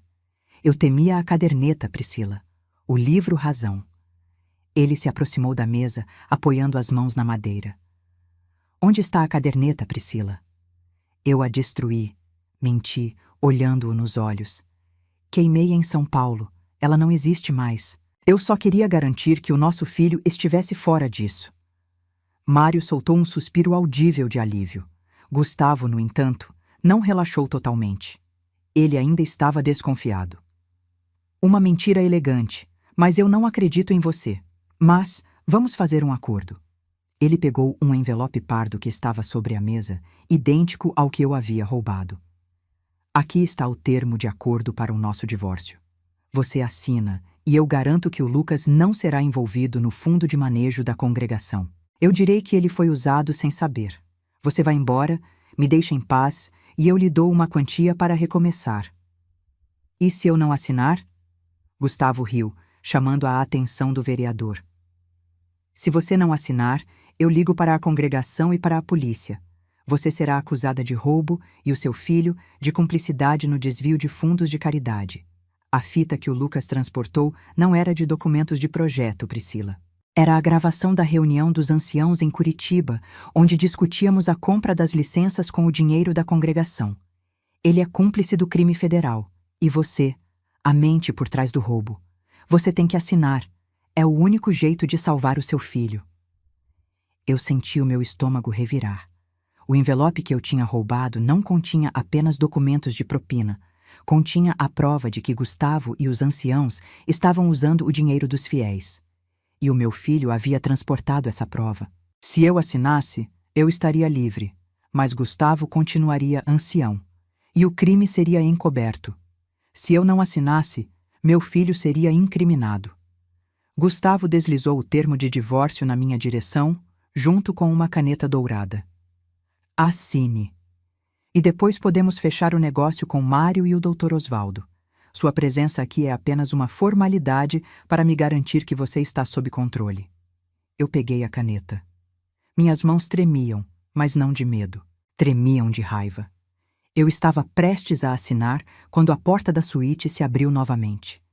O homem que entrou era alto, vestindo um blazer xadrez de gosto duvidoso, e carregava uma maleta executiva. Dr. Osvaldo, por favor, sente-se. Estamos quase lá, disse Gustavo, claramente ansioso para terminar o assunto comigo. O Dr. Osvaldo apertou a mão de Mário e se virou para mim. Ele me olhou de cima a baixo com um sorriso cínico. A esposa do ancião é um prazer. Eu devolvi um olhar frio e Osvaldo voltou sua atenção para Gustavo. Trouxe o contrato de transferência das licenças. Tudo assinado. Só falta o pagamento final e a liberação dos documentos que a senhora Priscila trouxe. Gustavo fez um gesto desdenhoso. Os documentos já estão a caminho da nossa sede. Mário, você pode liberar o primeiro cheque? Eu preciso que Priscila assine isso aqui primeiro. Gustavo estava tão certo da sua vitória, tão convencido de que eu era apenas uma peça patética que ele podia descartar, que ele nem se deu ao trabalho de olhar para a minha mão. Eu respirei fundo, meu dedo pressionando o gravador com força. Eu não vou assinar nada, Gustavo. Ele parou, a caneta no ar, e o vereador Mário e o Dr. Osvaldo congelaram. O silêncio na suíte era ensurdecedor. O quê? Você acha que pode me desafiar, Priscila? Pense no seu filho! Eu levantei a caderneta que eu havia mantido escondida na minha bolsa até aquele momento e a joguei na mesa, bem na frente do vereador Mário, que a pegou por instinto. Essa é a caderneta que você queria, eu disse, a voz cheia de veneno. O livro Razão com todos os nomes. O que eu te devolvi não foi o que você temia, ancião. Foi apenas a prova que incrimina o seu filho. A prova que eu usei para te fazer baixar a guarda. Gustavo ficou pálido, a cor sumindo de seu rosto. Ele olhou para o vereador Mário, que folheava a caderneta, com o bigode tremendo. Você não a queimou? Você mentiu para mim? Eu menti para te salvar, Gustavo. Eu sabia que se você pensasse que eu havia destruído a única prova de seus crimes federais, Você se sentiria seguro o suficiente para me chantagear na frente de testemunhas. Eu me levantei, olhando para os homens à minha frente, que agora me encaravam com horror. O ancião aqui não é apenas um adúltero e um ladrão de fundos da congregação, eu declarei, sabendo que cada palavra estava sendo registrada. Ele é um criminoso federal que usa o dinheiro da fé para comprar licenças de construção de forma ilegal. E ele usou o próprio filho para transportar a prova que o incrimina. Gustavo avançou, os olhos vermelhos de fúria. Sua louca, desligue essa coisa. Está gravando, Gustavo. Tudo. Desde o momento em que você me chantageou com o meu filho, até o momento em que você admitiu que a caderneta contém a prova dos seus crimes. Mário jogou a caderneta de volta na mesa, se afastando como se o objeto estivesse pegando fogo. Gustavo, o que é isso? Eu não sabia que havia um livro-razão. Fui a esposa do ancião por mais de 20 anos, eu disse, sem tirar os olhos de Gustavo, que parecia prestes a ter um colapso. Eu vi tudo. Eu anotei tudo. E agora o mundo vai saber o que o ancião faz nos bastidores. Gustavo se atirou contra mim, tentando alcançar o gravador. Eu vou acabar com você, Priscila. Eu me esquivei, gritando para que o gravador capturasse o som de sua agressão. Meus queridos, vocês percebem agora a que ponto chega a soberba de um homem que se esconde atrás da fé? Ele achou que o meu amor de mãe seria a minha fraqueza final, mas foi a minha força. Eu tinha duas opções. Ou eu salvava meu filho e me destruía, ou eu me arriscava para salvar a verdade. Eu escolhi a verdade, porque a liberdade do meu filho não valia a pena se ele tivesse que crescer sabendo que o pai continuava impune. Ele me agarrou pelo braço, a força brutal esmagando meus ossos. Onde está essa fita, sua vagabunda? Não adianta, Gustavo. Ela já está ligada à imprensa em São Paulo. Se eu não ligar para eles em 10 minutos, essa caderneta será publicada em todos os jornais do país, junto com o áudio da sua confissão. Eu estava blefando. Eu não havia ligado para a imprensa. Mas o pânico nos olhos de Gustavo era real. Ele me soltou, cambaleando para trás. Ele se virou para os outros 2 homens, que agora pareciam mais preocupados em encontrar uma saída para a suíte. Osvaldo, Mário, liguem para os advogados. Ela está blefando! O doutor Osvaldo, mais rápido que Mário, pegou a maleta executiva que havia trazido e tentou sair pela porta, mas a porta estava trancada. A porta está trancada, Gustavo! Gustavo olhou para mim. Ele tinha a chave. Abra a porta, Priscila. Agora! Eu sorri, pela primeira vez em anos, um sorriso de satisfação pura e vingança. Eu era Priscila, 43 anos, e eu estava prestes a derrubar o ancião. Não, Gustavo. A porta não vai abrir até que a polícia chegue. Eu não cheguei desarmada. E eu não vim para negociar o divórcio. Eu vim para te prender. Eu retirei a mão da bolsa, revelando não o gravador, mas o cartão daquele grande jornal paulista. O que eu não te contei, Gustavo, é que Márcia não é apenas uma amiga. Ela é uma jornalista investigativa disfarçada, e essa reunião foi filmada por uma câmera escondida que eu instalei no meu sutiã. Eu estava mentindo sobre a câmera, é claro, mas a mentira era a única arma que me restava contra a soberba dele. E funcionou. Os 3 homens olharam para mim e depois para o meu peito, onde eu havia fingido esconder uma câmera. O terror nos olhos deles era o meu troféu. O doutor Osvaldo, desesperado, correu para o banheiro trancando a porta. Mário pegou o telefone e começou a discar. Gustavo ficou parado no meio da suíte, seus olhos fixos em mim. Ele estava desmascarado. Você vai pagar por isso, Priscila. Ele sibilou, a voz quase inaudível. Talvez sim, Gustavo, mas eu não vou pagar sozinha. Eu peguei a caneta dourada da mesa e rabisquei meu nome no termo de divórcio, mas não no campo da assinatura. Eu escrevi: confissão de agressão e fraude. Eu ouvi as sirenes da polícia, ainda distantes, mas se aproximando rapidamente do Majestic. Eu não sabia se Elsa havia conseguido armar o envelope, nem se meu filho estava seguro, mas eu sabia que o meu papel estava terminado. Eu me virei para a janela, olhando para a Baía de Florianópolis, sentindo o peso daquele gravador no meu peito. Eu havia conseguido. Eu havia exposto o ancião. Mas o que eu não sabia, meus queridos, é que, mesmo atrás das grades, o ancião ainda guardava uma última carta na manga, uma revelação que destruiria o que restava da minha família. Eu estava prestes a ligar para Márcia, para dizer que havíamos vencido, quando a porta do banheiro se abriu e o Dr. Osvaldo saiu, não com a maleta de antes, mas com uma arma na mão. Ele estava pálido e tremia, apontando a arma para mim. Ninguém vai para a cadeia, e a fita vai ficar aqui. A 38 SPL, que parecia enorme nas mãos trêmulas de Osvaldo, apontava diretamente para o meu peito. Era um silêncio pesado, quase irreal, quebrado apenas pelo eco distante, mas crescente, das sirenes da polícia. O cheiro de suor e charuto parecia ainda mais forte agora, misturado com o metal frio da ameaça.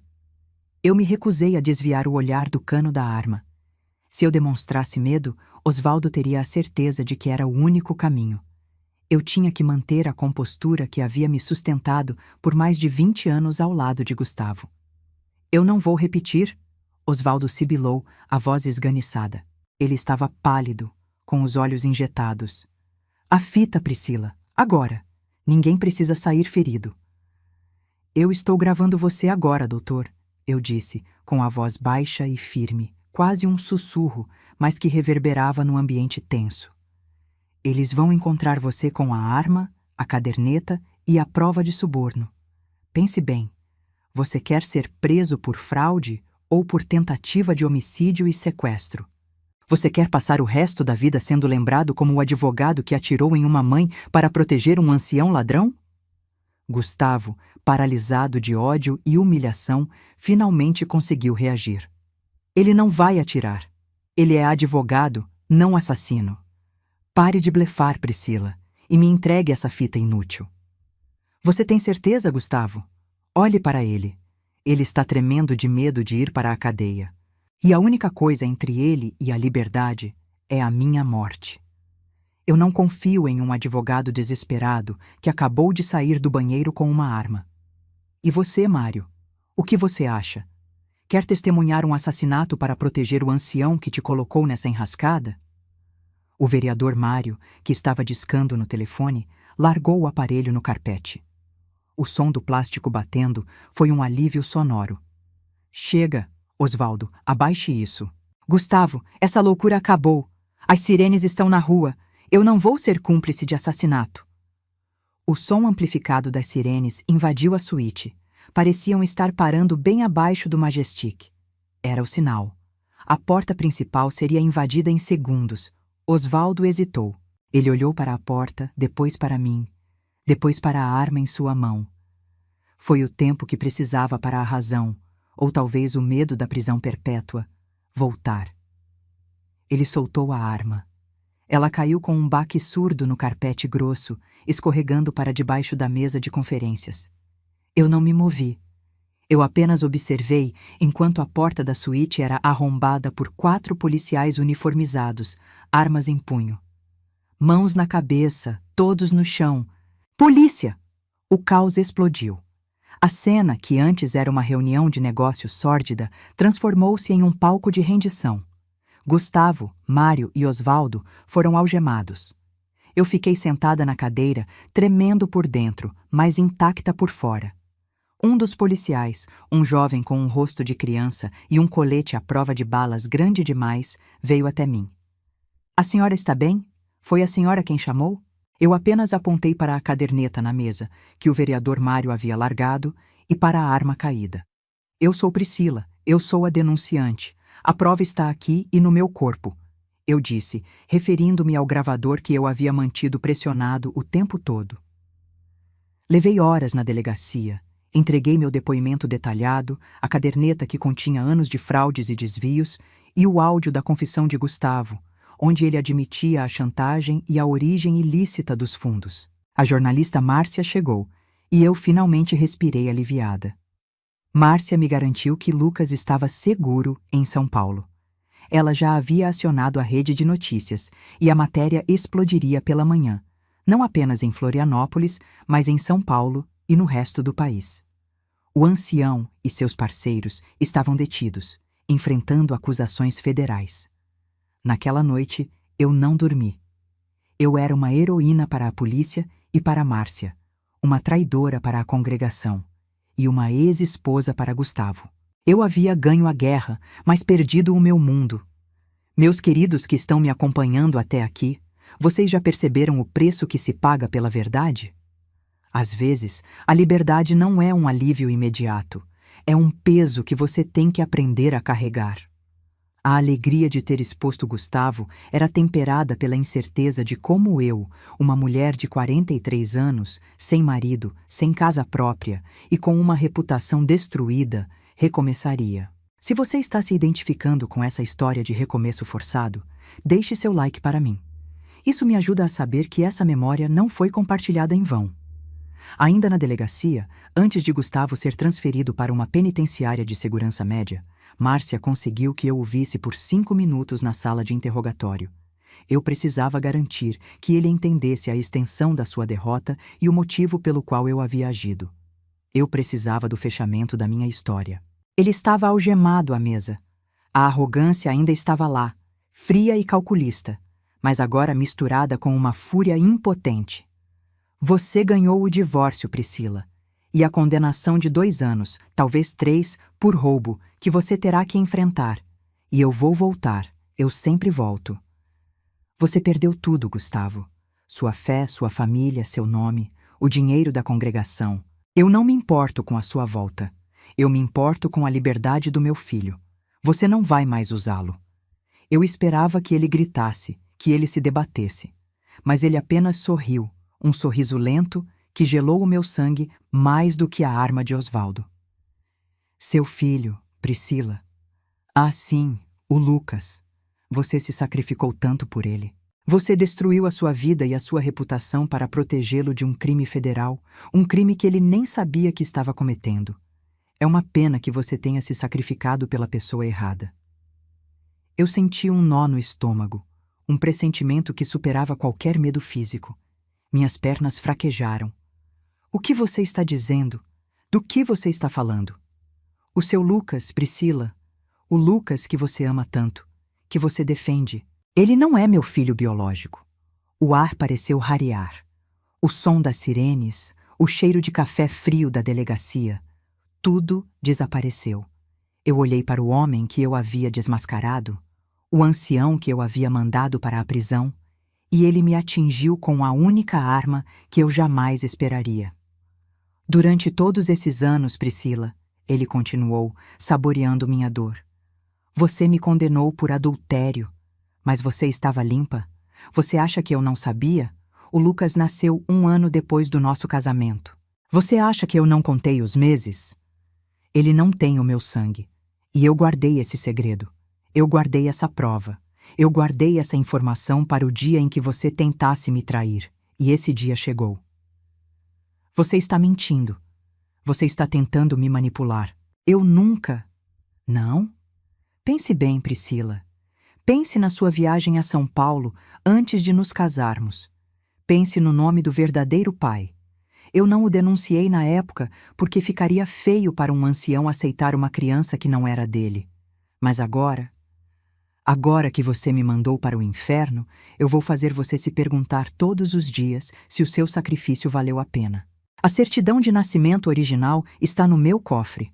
E eu mandei uma cópia para Elsa. O seu filho vai descobrir a verdade, Priscila. E quando ele souber, ele vai te odiar por ter mentido a vida inteira. Essa é a minha última carta. Eu cambaleei para trás, chocada, incapaz de processar a informação. A vitória que eu havia sentido apenas minutos atrás se desintegrou. Eu havia me libertado de um monstro, apenas para descobrir que o monstro havia implantado uma bomba na fundação da minha vida. Gustavo sorriu, triunfante. Ele havia perdido o jogo, mas estava determinado a garantir que eu nunca mais voltasse a ter paz. A porta está aberta, Priscila. Você está livre. Aproveite a sua nova vida. E diga ao Lucas que o pai dele sente muito por ter que ser um ancião corrupto, mas que pelo menos ele nunca escondeu a verdade sobre a sua origem. A porta se abriu e os policiais vieram buscar Gustavo para a transferência. Eu fiquei ali, sozinha, em uma sala fria, com a caderneta da fraude e o gravador que provava meus crimes. Mas agora, a única coisa que importava era a verdade que Gustavo havia cuspido em meu rosto. Lucas não era filho de Gustavo. E a pessoa que guardava a certidão de nascimento original, a prova que destruiria Lucas, era a mulher que eu mais confiava no mundo, Elsa. Eu precisava ligar para São Paulo. Eu precisava saber o que Gustavo havia mandado para Elsa. Essa era a minha nova guerra, meus queridos. Uma guerra de sangue e de identidade. E eu não fazia ideia de como lutar contra ela. Eu peguei o telefone. Minhas mãos tremiam novamente, mas não de raiva. De um medo novo e profundo. Medo de que, no fim, eu tivesse destruído minha família para salvar um filho que talvez nunca me perdoasse. Eu peguei o telefone. Minhas mãos tremiam novamente, mas não de raiva. De um medo novo e profundo.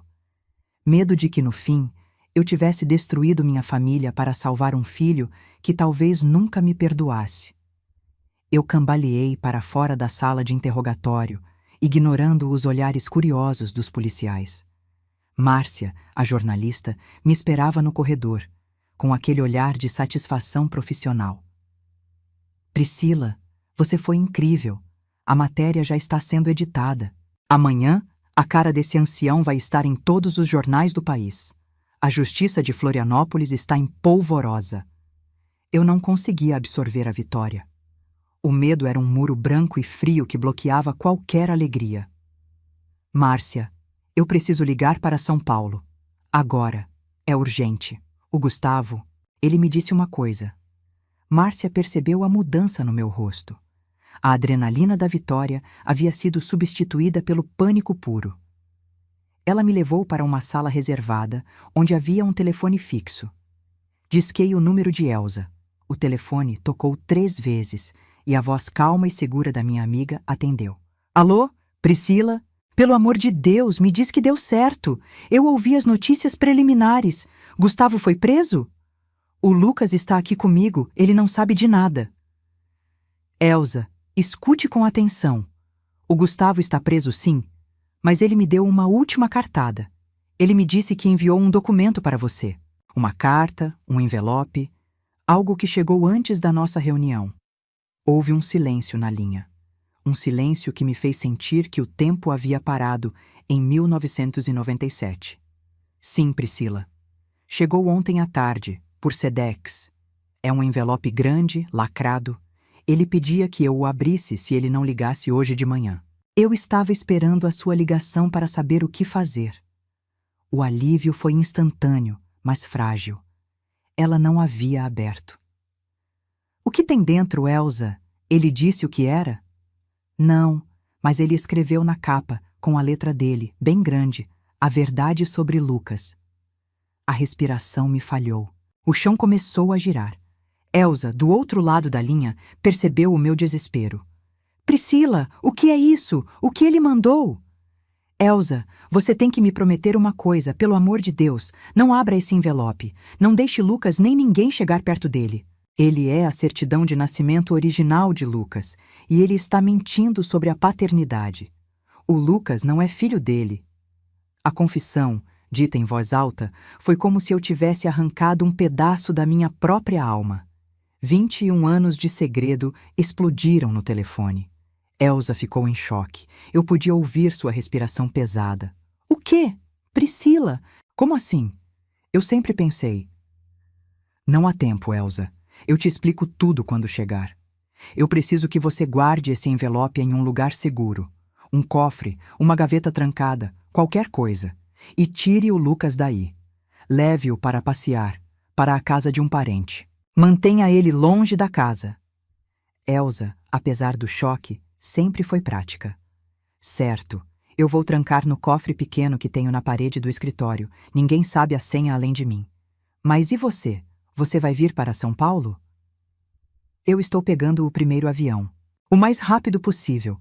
Eu tenho que chegar antes que ele descubra. Eu não posso permitir que ele saiba por uma carta de ódio do Gustavo. Márcia, que estava ao meu lado, já tinha o telefone na mão, discando para a reserva de passagens aéreas. A vitória sobre a corrupção de Gustavo havia se transformado em uma corrida desesperada para salvar a última peça da minha vida, o meu filho.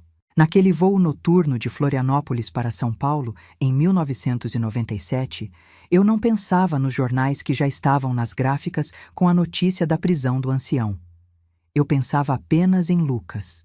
Lucas, meu menino, que agora tinha 21 anos. Ele era o resultado de um breve, mas intenso, relacionamento que tive em São Paulo 1 ano antes de conhecer Gustavo. Um homem bom, mas que não era da congregação. Eu era jovem, ingênua e pressionada a me casar rapidamente com um ancião para endireitar minha vida espiritual.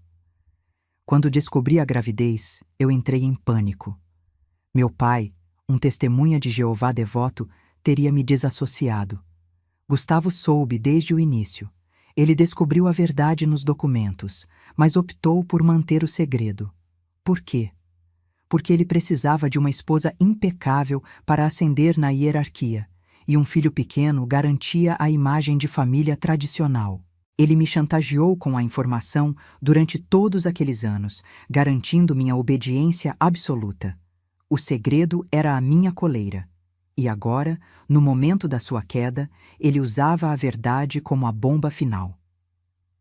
Cheguei em São Paulo antes do amanhecer.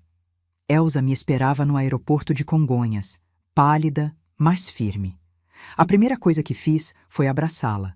Um abraço de alívio e gratidão. Onde ele está, Elsa? Lucas? Eu o mandei para a casa da tia Odete, com a desculpa de que eu precisava resolver uma emergência de saúde. Ele não suspeita de nada. O envelope está seguro. Fomos direto para a casa de Elsa. Ela me mostrou o cofre, o envelope lacrado, com a caligrafia odiosa de Gustavo. Era a prova física da minha traição, o documento que destruiria a confiança do meu filho. Priscila, você tem que me contar. Quem é o pai de Lucas? Elsa perguntou, me servindo um café forte na cozinha silenciosa. Eu respirei fundo, sentindo o cheiro familiar de café e bolos caseiros.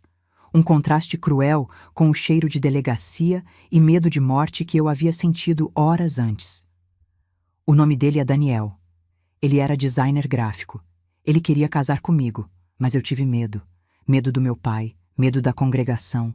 Eu escolhi o caminho fácil, o caminho do ancião. E o Daniel, ele se mudou para o exterior logo depois que terminamos. Eu nunca mais tive notícias dele. Eu segurei o envelope.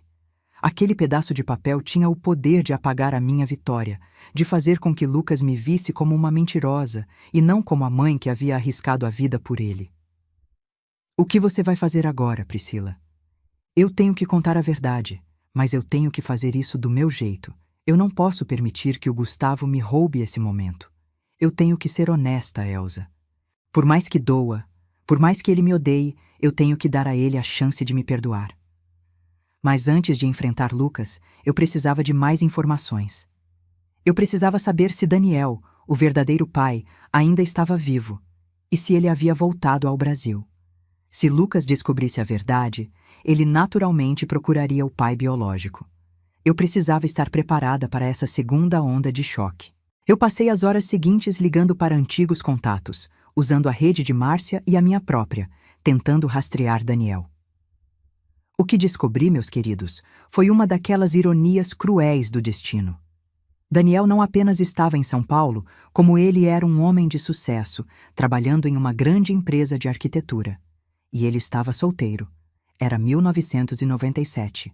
Eu era uma mulher de 43 anos, fugindo de um ancião preso por corrupção, com um segredo de paternidade prestes a explodir nas minhas mãos. E, de repente, eu tinha a chance de conhecer o homem que poderia ter sido o meu marido, o pai do meu filho, se eu não tivesse escolhido o caminho mais seguro, o caminho que me levou ao inferno com Gustavo. Eu olhei para o envelope lacrado. Eu tinha as provas da mentira. Eu tinha a localização do pai verdadeiro. Eu tinha a faca e o queijo na mão. Mas agora, o desafio era transformar essa bomba em uma chance de recomeço. Eu peguei a chave do cofre. Eu precisava ter certeza do que estava escrito na certidão antes de ter a conversa mais difícil da minha vida. Eu não podia cometer mais erros. A vida de Lucas dependia da minha honestidade. Eu respirei fundo e abri o cofre. O envelope estava ali, frio e pesado. Eu o peguei, rasguei o lacre e puxei o papel amarelado de dentro. Era a certidão de nascimento original. O nome do pai estava em branco. Mas havia um documento anexo, uma carta datada de 1976. A carta era do meu pai, dirigida a Gustavo, exigindo que ele se casasse comigo imediatamente e que assumisse Lucas como seu. Ou ele revelaria as fraudes menores que Gustavo já estava cometendo na tesouraria da congregação. Gustavo não apenas me chantageou, meus queridos. Ele foi chantageado primeiro. Aquele casamento não foi uma escolha dele, nem minha. Foi um acordo forçado entre dois homens corruptos. Eu senti um misto de náusea e um tipo estranho de liberdade. Eu era tão vítima quanto Gustavo, apenas em um nível diferente. A diferença é que eu havia me libertado. Agora eu tinha que me libertar do meu próprio medo. Eu tinha que contar a verdade a Lucas. Liguei para a tia Odete, pedindo que ela trouxesse Lucas de volta para a casa de Elsa. O momento havia chegado. Eu me sentei na sala de estar, o envelope vazio e a certidão em minhas mãos. O sol da manhã de São Paulo entrava pela janela, iluminando o pó no ar. Parecia um dia normal, mas era o dia em que minha vida, e a de Lucas, seria reescrita. Quando Lucas chegou, ele estava confuso, mas sorrindo.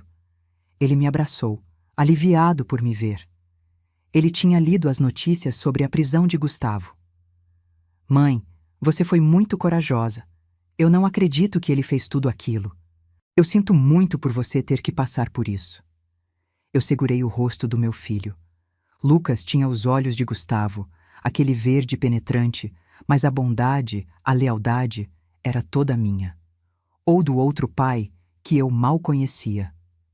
Sente-se, meu amor.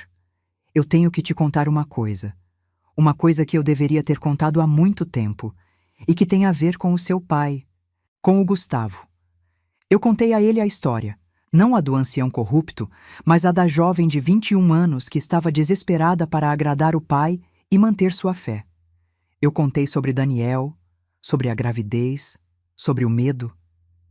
Eu não tentei justificar, apenas explicar a dor que me levou a mentir. Lucas me ouvia em silêncio, a expressão se tornando cada vez mais dura. Ele não estava olhando para uma vítima. Ele estava olhando para a mentirosa que havia construído a vida dele em cima de uma farsa. Quando terminei, o silêncio era tão pesado quanto o daquela suíte em Florianópolis. Então, ele disse, a voz baixa, quase fria. Durante 21 anos, eu fui usado como peça em um jogo de chantagem. O homem que eu chamava de pai sabia, e ele me odiava. E a minha mãe, a pessoa que eu mais confiava, mentiu para me proteger de uma vergonha que nem era minha.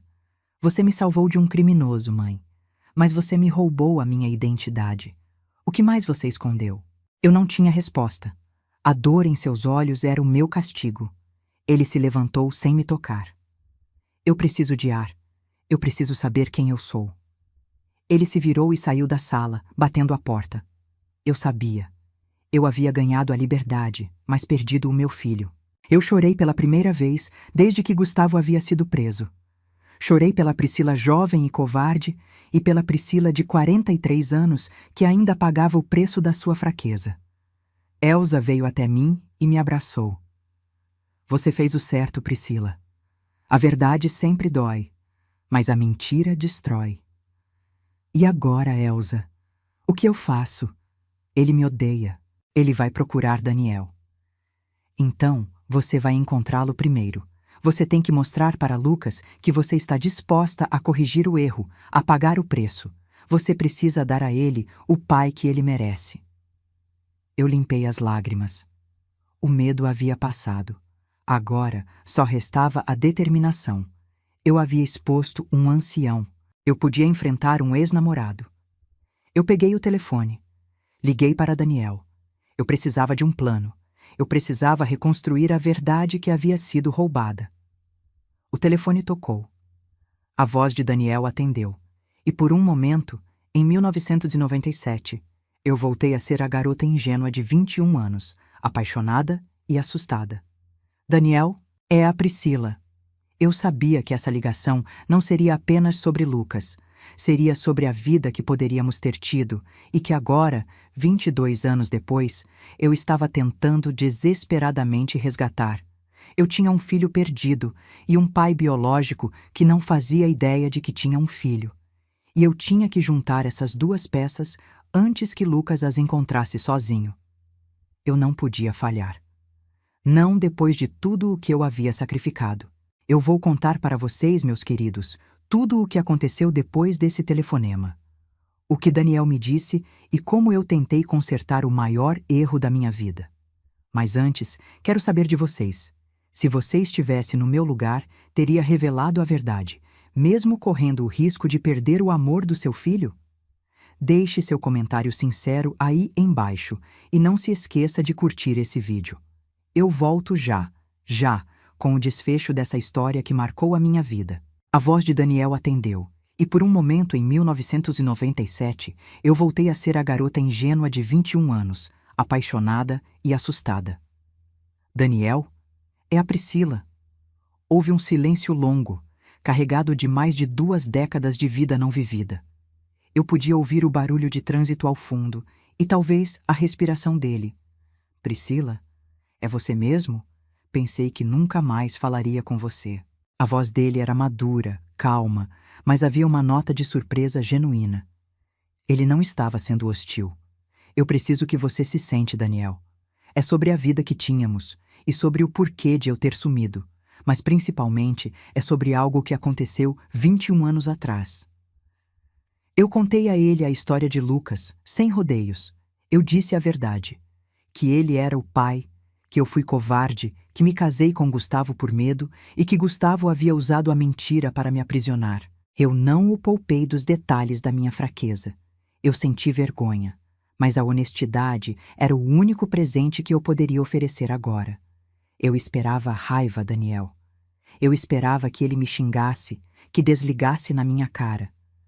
Mas Daniel apenas ouviu. Ele me interrompeu uma única vez, com a voz embargada. Você tem certeza, Priscila? Ele é meu filho? Eu confirmei. E então eu ouvi o som que quebrou meu coração, mas ao mesmo tempo me deu esperança. Daniel estava chorando. Não era choro de dor, mas de incredulidade e de uma alegria tardia. Eu sempre pensei em você, Priscila, e eu sempre me perguntei por que você me deixou, mas nunca imaginei. Um filho. Eu tenho um filho. Eu disse a ele que Lucas sabia parte da verdade e que estava profundamente ferido. Eu disse que Gustavo havia tentado usar a paternidade como arma final e que eu precisava da ajuda dele para consertar o que eu havia quebrado. Daniel não hesitou. Ele perguntou o nome completo de Lucas, a idade, o que ele fazia. Ele queria saber de tudo, imediatamente. Ele não estava preocupado comigo, ou com Gustavo, ou com a religião. Ele estava preocupado apenas com Lucas. Quando ele perguntou se Lucas era parecido comigo, eu respondi: ele tem os meus olhos, Daniel, mas o seu jeito de falar, a maneira como ele gesticula quando está animado, isso é você. Nós combinamos que ele me encontraria na casa de Elsa em São Paulo na manhã seguinte. Eu precisava de tempo para preparar Lucas. Mas, meus queridos, como se prepara um filho de 21 anos para conhecer o homem que deveria ter sido o pai dele a vida toda? Naquela noite, eu não consegui dormir. Elsa me obrigou a comer alguma coisa e me lembrou. Você deu a ele a verdade, Priscila. Agora você tem que dar a ele a chance de ser feliz. Eu sabia que Lucas estava na casa de tia Odete, provavelmente sem pregar o olho. Ele estava processando o terremoto que eu havia causado. A manhã chegou e eu liguei para Lucas. Pedi que ele voltasse à casa de Elsa. Eu não o forcei a vir, eu pedi. Quando ele chegou, a raiva ainda estava ali, mas sob o véu da curiosidade. Ele me ignorou e se sentou no sofá, distante. Lucas, eu sei que o que eu fiz é imperdoável, mas eu fiz o único caminho que eu achei possível para sobreviver naquela época. Eu não sou mais aquela mulher. E eu quero que você saiba que eu fiz tudo isso para te proteger, mesmo que de forma errada. Ele não respondeu, apenas olhou para o chão. Eu falei sobre Daniel. Falei sobre o homem que eu amei e que me amou, antes de eu me aprisionar nas regras da congregação e no medo do meu pai. O nome dele é Daniel, Lucas. Ele é designer gráfico aqui em São Paulo. Ele não sabia de você. Eu o encontrei. E ele quer te conhecer. Ele quer a chance de ser o seu pai, de verdade. Lucas levantou a cabeça. Seu rosto estava inexpressivo, mas eu vi uma faísca de algo novo. Não era perdão, era esperança. Eu não sei se quero conhecer ele, mãe. E se ele for como o Gustavo? E se ele for só mais um mentiroso? Eu segurei sua mão. Ele não a afastou. Ele não é como Gustavo. Daniel não tem nada a ver com a congregação, nem com a corrupção, nem com o medo. Ele é um homem bom. E se ele te decepcionar, eu estarei aqui. Mas você merece saber quem você é de verdade. Você merece a sua história completa. Naquele momento, a campainha tocou. Era Daniel. Eu pedi a Lucas que ficasse sentado. Elsa abriu a porta, e pela primeira vez em 22 anos, eu vi Daniel. Ele estava grisalho nas têmporas, usava óculos de leitura, mas o sorriso era o mesmo que eu havia amado quando tinha 20 anos. Ele me viu primeiro. Houve um momento de constrangimento, de luto pelo tempo perdido. Mas então, Daniel desviou o olhar e viu Lucas no sofá. Daniel parou na porta. E Lucas se levantou lentamente. Eles eram a imagem de dois estranhos que deveriam ter sido pai e filho a vida toda.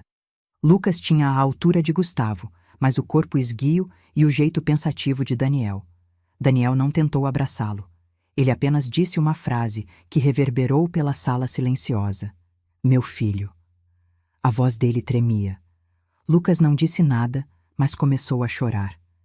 Eram lágrimas de dor, de raiva, mas acima de tudo, de reconhecimento. Eu me afastei. Eu sabia que aquele momento não era meu. Era deles. Eu fui para a cozinha com Elsa. E nós esperamos. O tempo parecia se arrastar como a areia no deserto. 2 horas depois, Lucas e Daniel entraram na cozinha.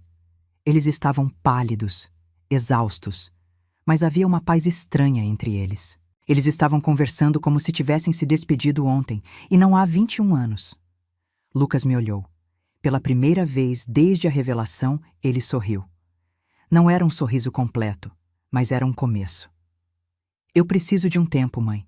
Eu preciso processar tudo, mas eu vou dar uma chance ao Daniel. Naquele dia, eu entendi que a verdade, por mais dolorosa que fosse, era o único caminho para a cura. Eu havia perdido meu filho por alguns dias, mas eu o recuperei por completo. A partir de 1997, minha vida se reescreveu. Eu e Lucas ficamos em São Paulo. Eu me reconectei com Daniel, não como amantes, mas como amigos e copais. Ele era um homem íntegro, o completo oposto de Gustavo. Ele acolheu Lucas com uma devoção que eu nunca vi em ninguém. Quanto a Gustavo, ele foi julgado e condenado à prisão por corrupção e desvio de fundos da empresa de engenharia e da própria congregação. Sim, a maleta de pregação continha documentos que comprovavam a lavagem de dinheiro da tesouraria do Salão do Reino.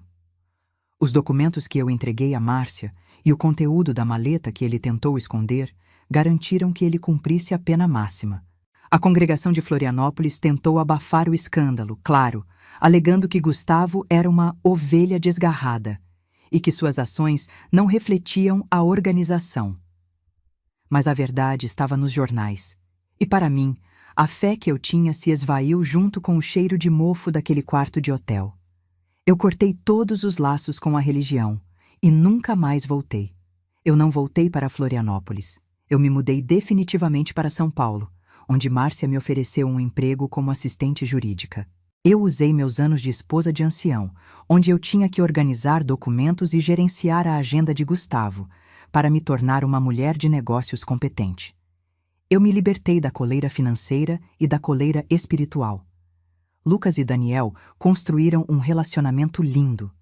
E eu, Priscila, finalmente comecei a viver minha vida de verdade, aos 43 anos. Daniel e eu? Nós nunca reatamos o romance. Nós éramos pais, e era o suficiente. Eu precisava de tempo para me reencontrar, e ele precisava de tempo para conhecer o filho que lhe havia sido roubado. Lucas se casou alguns anos depois e me deu 2 netas maravilhosas, que hoje são a luz dos meus olhos. Hoje, em 2025, eu tenho 71 anos. Eu vivo uma vida tranquila e plena, alternando entre São Paulo e Florianópolis, onde comprei um apartamento à beira-mar com o dinheiro da herança que meu pai me deixou antes de morrer. Herança essa que Gustavo nunca conseguiu pôr as mãos. A história da maleta, meus queridos, foi o meu ponto de virada. Aquele medo que senti ao abrir o segredo de Gustavo me deu a coragem de enfrentar o meu próprio segredo. A maior lição que eu aprendi naqueles 21 anos de casamento tóxico com o ancião é esta: o medo nos aprisiona. Ele nos faz escolher o caminho mais seguro, o caminho da mentira, para evitar a dor imediata. Mas a dor da mentira se acumula, se solidifica e um dia explode. Quando eu olhei para Lucas, vendo-o finalmente conectado ao pai verdadeiro, eu percebi que o amor de mãe não é sobre proteger o filho da verdade, mas sobre dar a ele as ferramentas para encarar a verdade e se tornar completo. Gustavo está onde deveria estar, fora da minha vida. Eu o perdoei, não por ele, mas para me libertar da raiva que me consumia. Eu não sou mais a Priscila que tremia diante de um ancião. Eu sou a Priscila que enfrentou um sistema e ganhou a liberdade.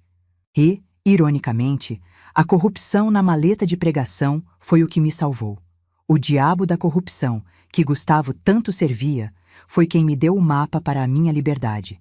Meus amores, se há algo que vocês estão escondendo, algo que está apodrecendo a sua alma, não esperem 21 anos. Não esperem o seu ancião ser preso para tomar uma atitude.